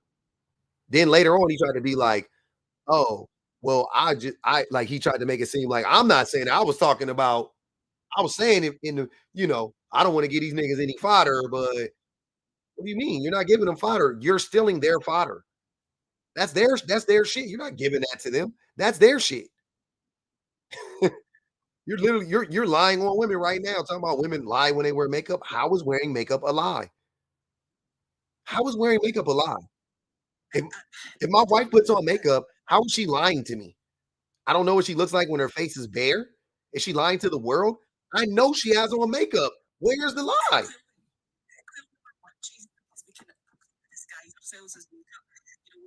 Of eyelashes and whatever, and suddenly you don't see us.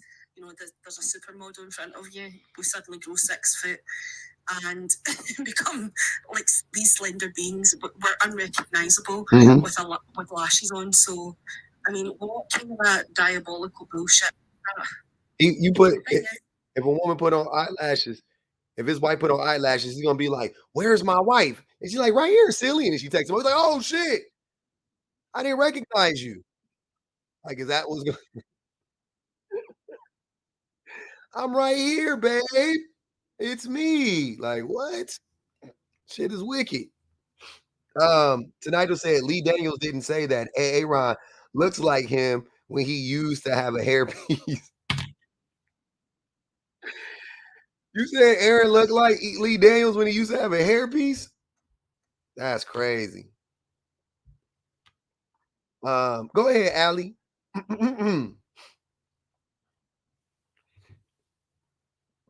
Allie, what's good? You there? Oh, my bad. I'm sorry. Yes, I'm trying to clock out for a break. You niggas are the worst. You know that? Like, y'all. Y'all are the worst. Listen, I know we are in the month of October, and I understand that Halloween is right around the corner, but please stop this masking. Stop this. Like, y'all be up there masking, and you be performing, and it's very, very annoying. I'm gonna keep saying this. You cannot be the hero and the perpetrator. Y'all niggas want to be the Avengers and Thanos. It doesn't work that way. That's not how the plot worked. You gotta pick a side. Pick a side. Hey, Thanos thought he was helping. He thought he was helping every. Exactly. He thought he was. He thought, and here's the perfect example of why I even thought of that, because y'all refuse to see where you stink at, where you're going wrong, where you've possibly taken a misstep, but you so gun-ho and so ready to run on down to the community center and teach these kids. Kids don't give about y'all. Leave them kids alone. Hear from y'all. Leave them babies alone, man. Y'all don't know nothing that they don't already know. Don't. Loving, productive human Hey, beings. can I speak now? I didn't have the chance to speak before, and you've been dragging me with all your little minions. So I think I have a chance to speak now. Okay? Can you hear me or not? I'm talking.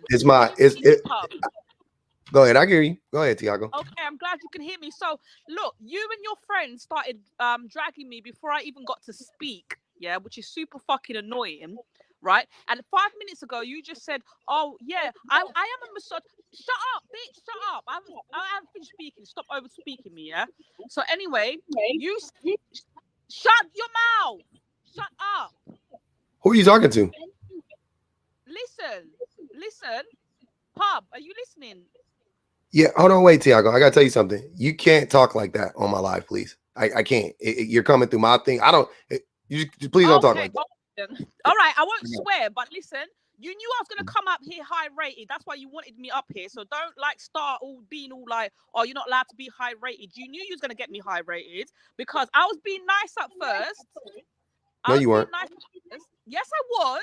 All I said was you was not hard on that fool Mr. Let Go yesterday or whenever it was. That's all I said. And then you started being nasty, saying, "Oh, you can't even spell. You can't even spell. Look at the way you spell your. That's not how you spell your." Like you started being. That's like, not. Hold on, wait.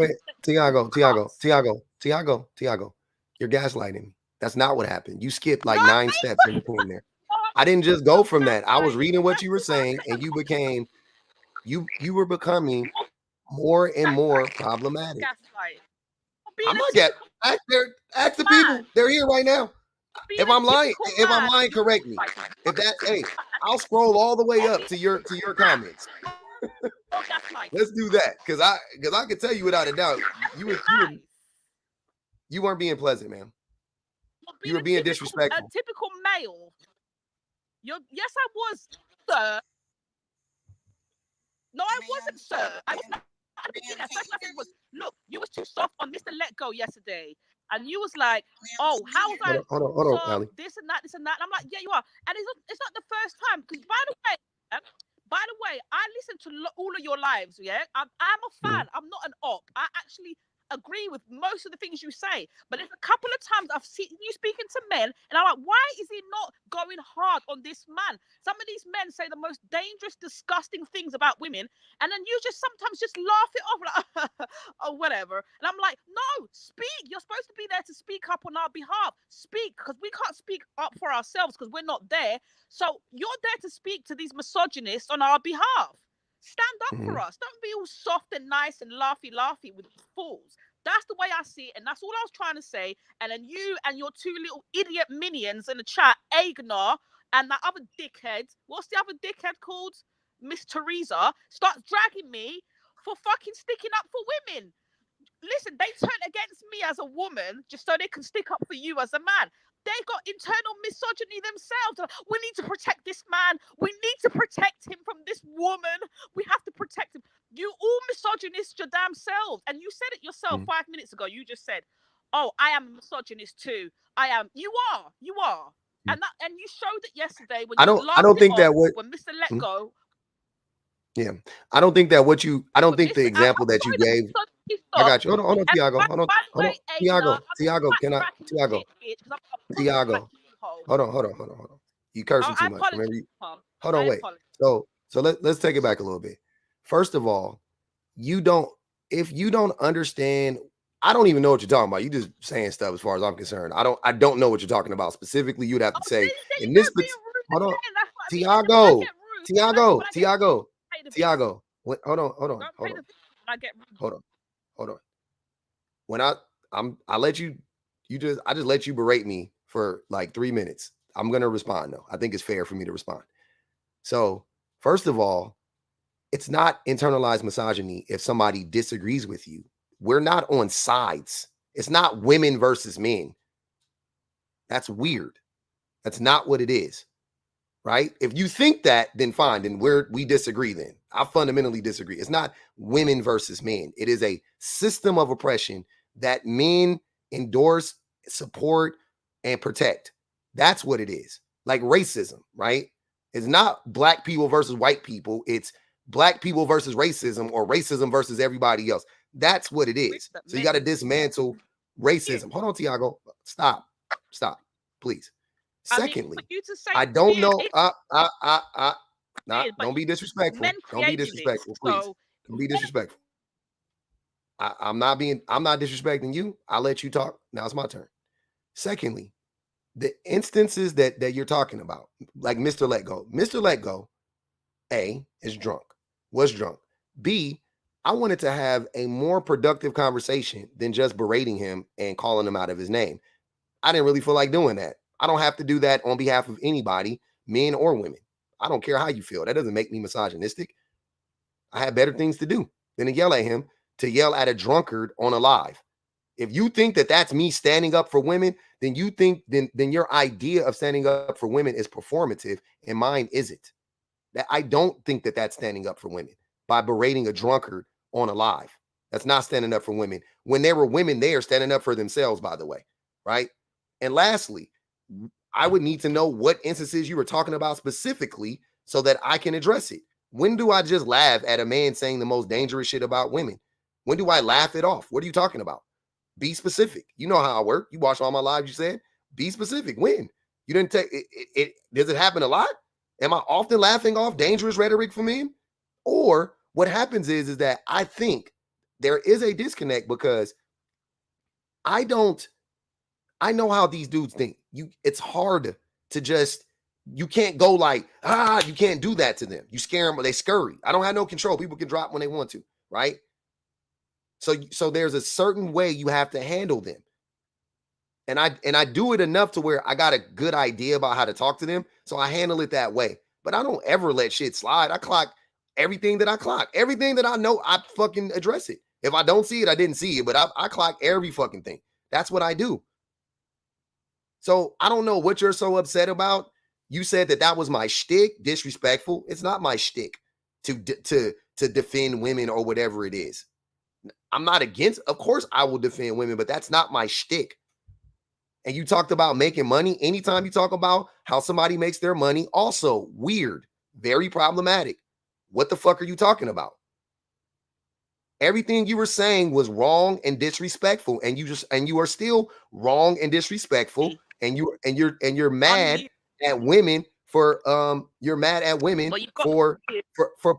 pushing back against you. That's all that happened. Don't be mad at them. Check yourself. You acting like a man right now. You have no self-awareness. It's you. You're the problem. It ain't them. It ain't me. It's you. Okay. You finished your spiel now. Now can I respond? Yeah, go ahead. No, I'm going to check you. I'm going to check you are. Because you are performative. By the way, you are performative. What the performance then why are you on my is live pretending that you're team women when you're really hold not. on, when wait, you start wait, laughing when they say stupid shit about women. Hold on. You don't have any proof of me laughing at that. Stop.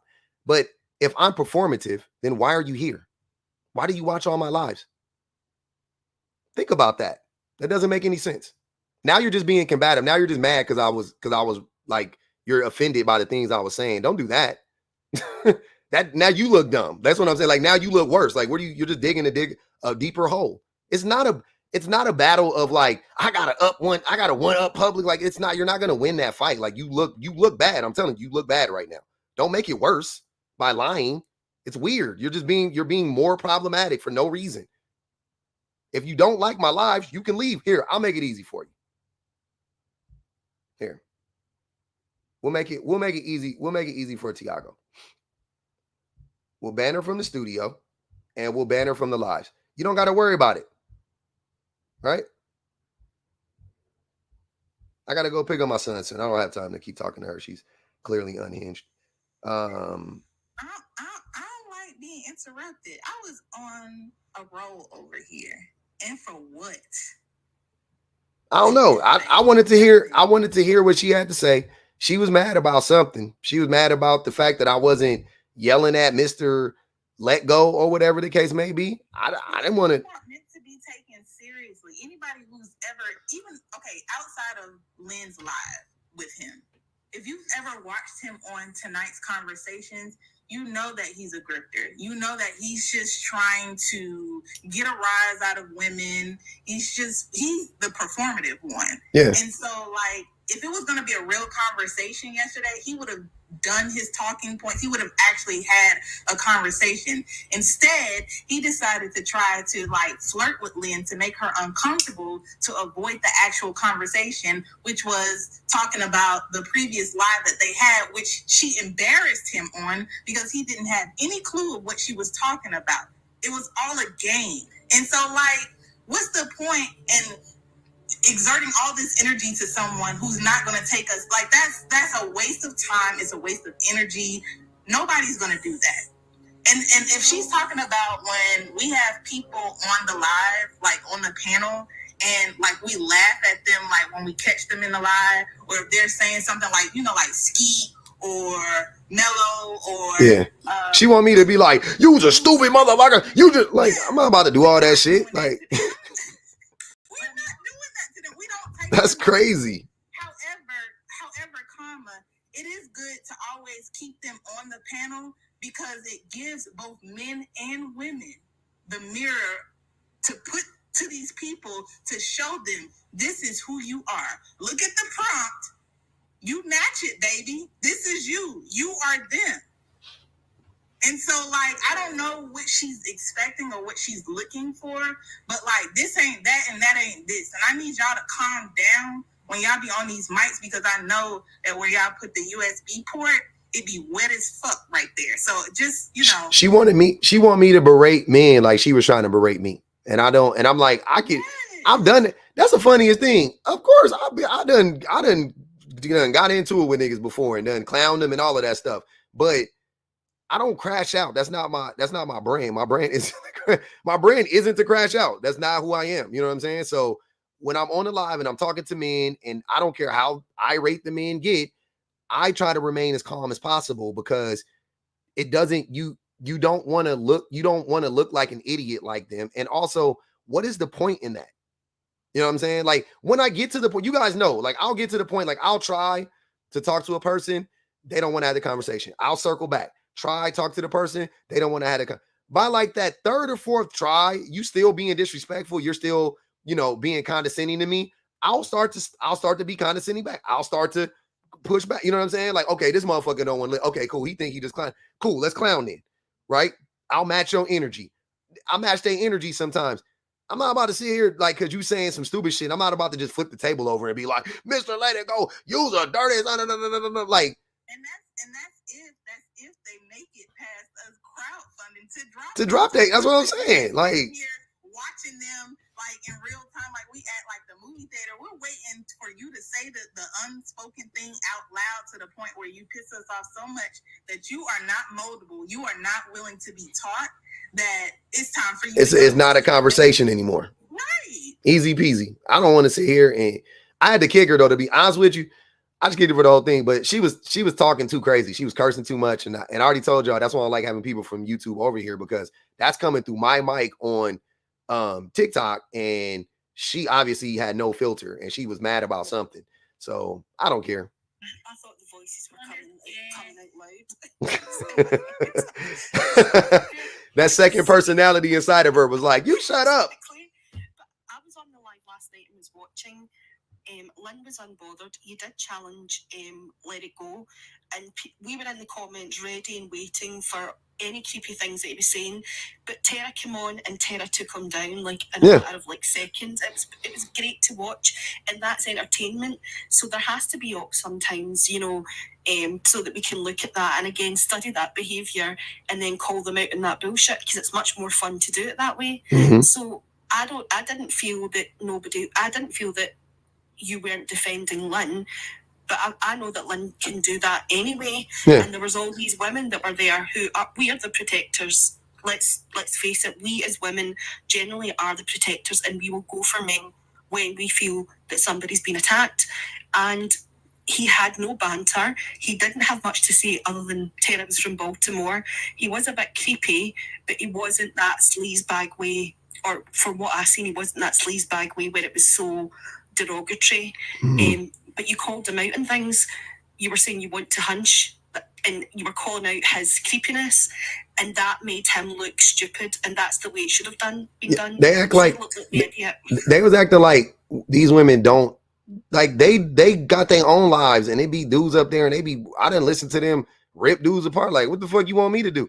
They can like, that's what I'm saying. I'm like, y'all think y'all got some high expectations of your boy. Like, goddamn, like it's always them. It's never me. I've never called myself this shit. The women around me don't call me this shit, but it's always this one random person that's like, you're the defender of all women. What are you doing? I'm like, what the fuck are you talking about?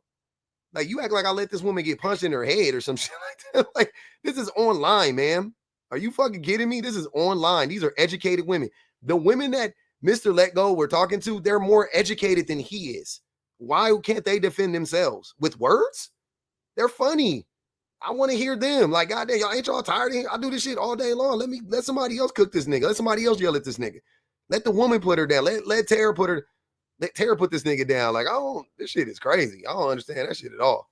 Go ahead, Lynn. I just want people to understand too, like all 400 people here, understand that me and Pub have been cooking this shit up. We've been trying to get this nigga on a panel for 2 months, a month, easily. So we've been trying to get him on a fucking panel, and we finally get him on the panel, and we both gonna cuss his ass out and get him running. He already ran. He a track star. Once Dex started getting in him after Pub left, he couldn't handle the heat. Once Dex and Tara started getting in him, He ran. Oh, he dropped? Yeah, he ended up dropping because Tara started getting at him about his grift. And he ended up, he like, oh, I gotta go because y'all just, oh my God, y'all doing too much over here. Y'all ghetto, y'all uncouth.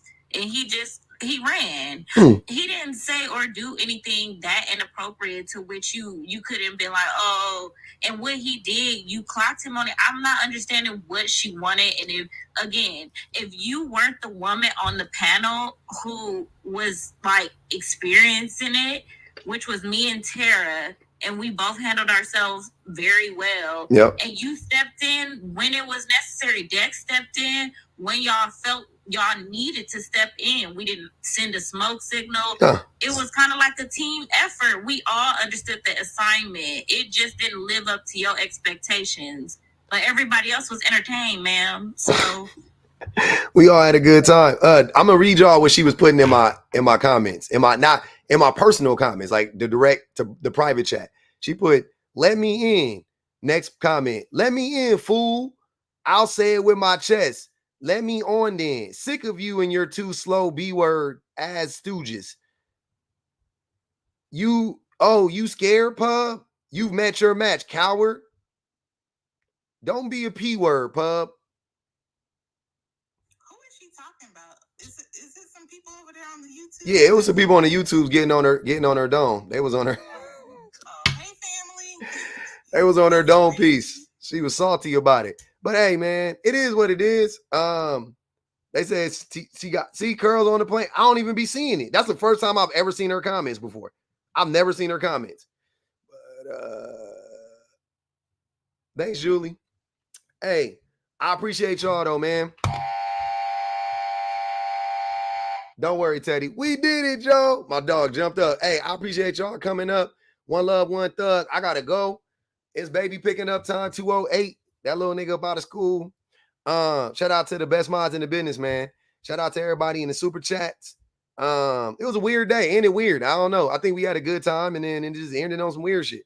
Nia X to Nigel, minding my business. Organic Black, Seneca Lister, Osa, Teresa, E. Marie,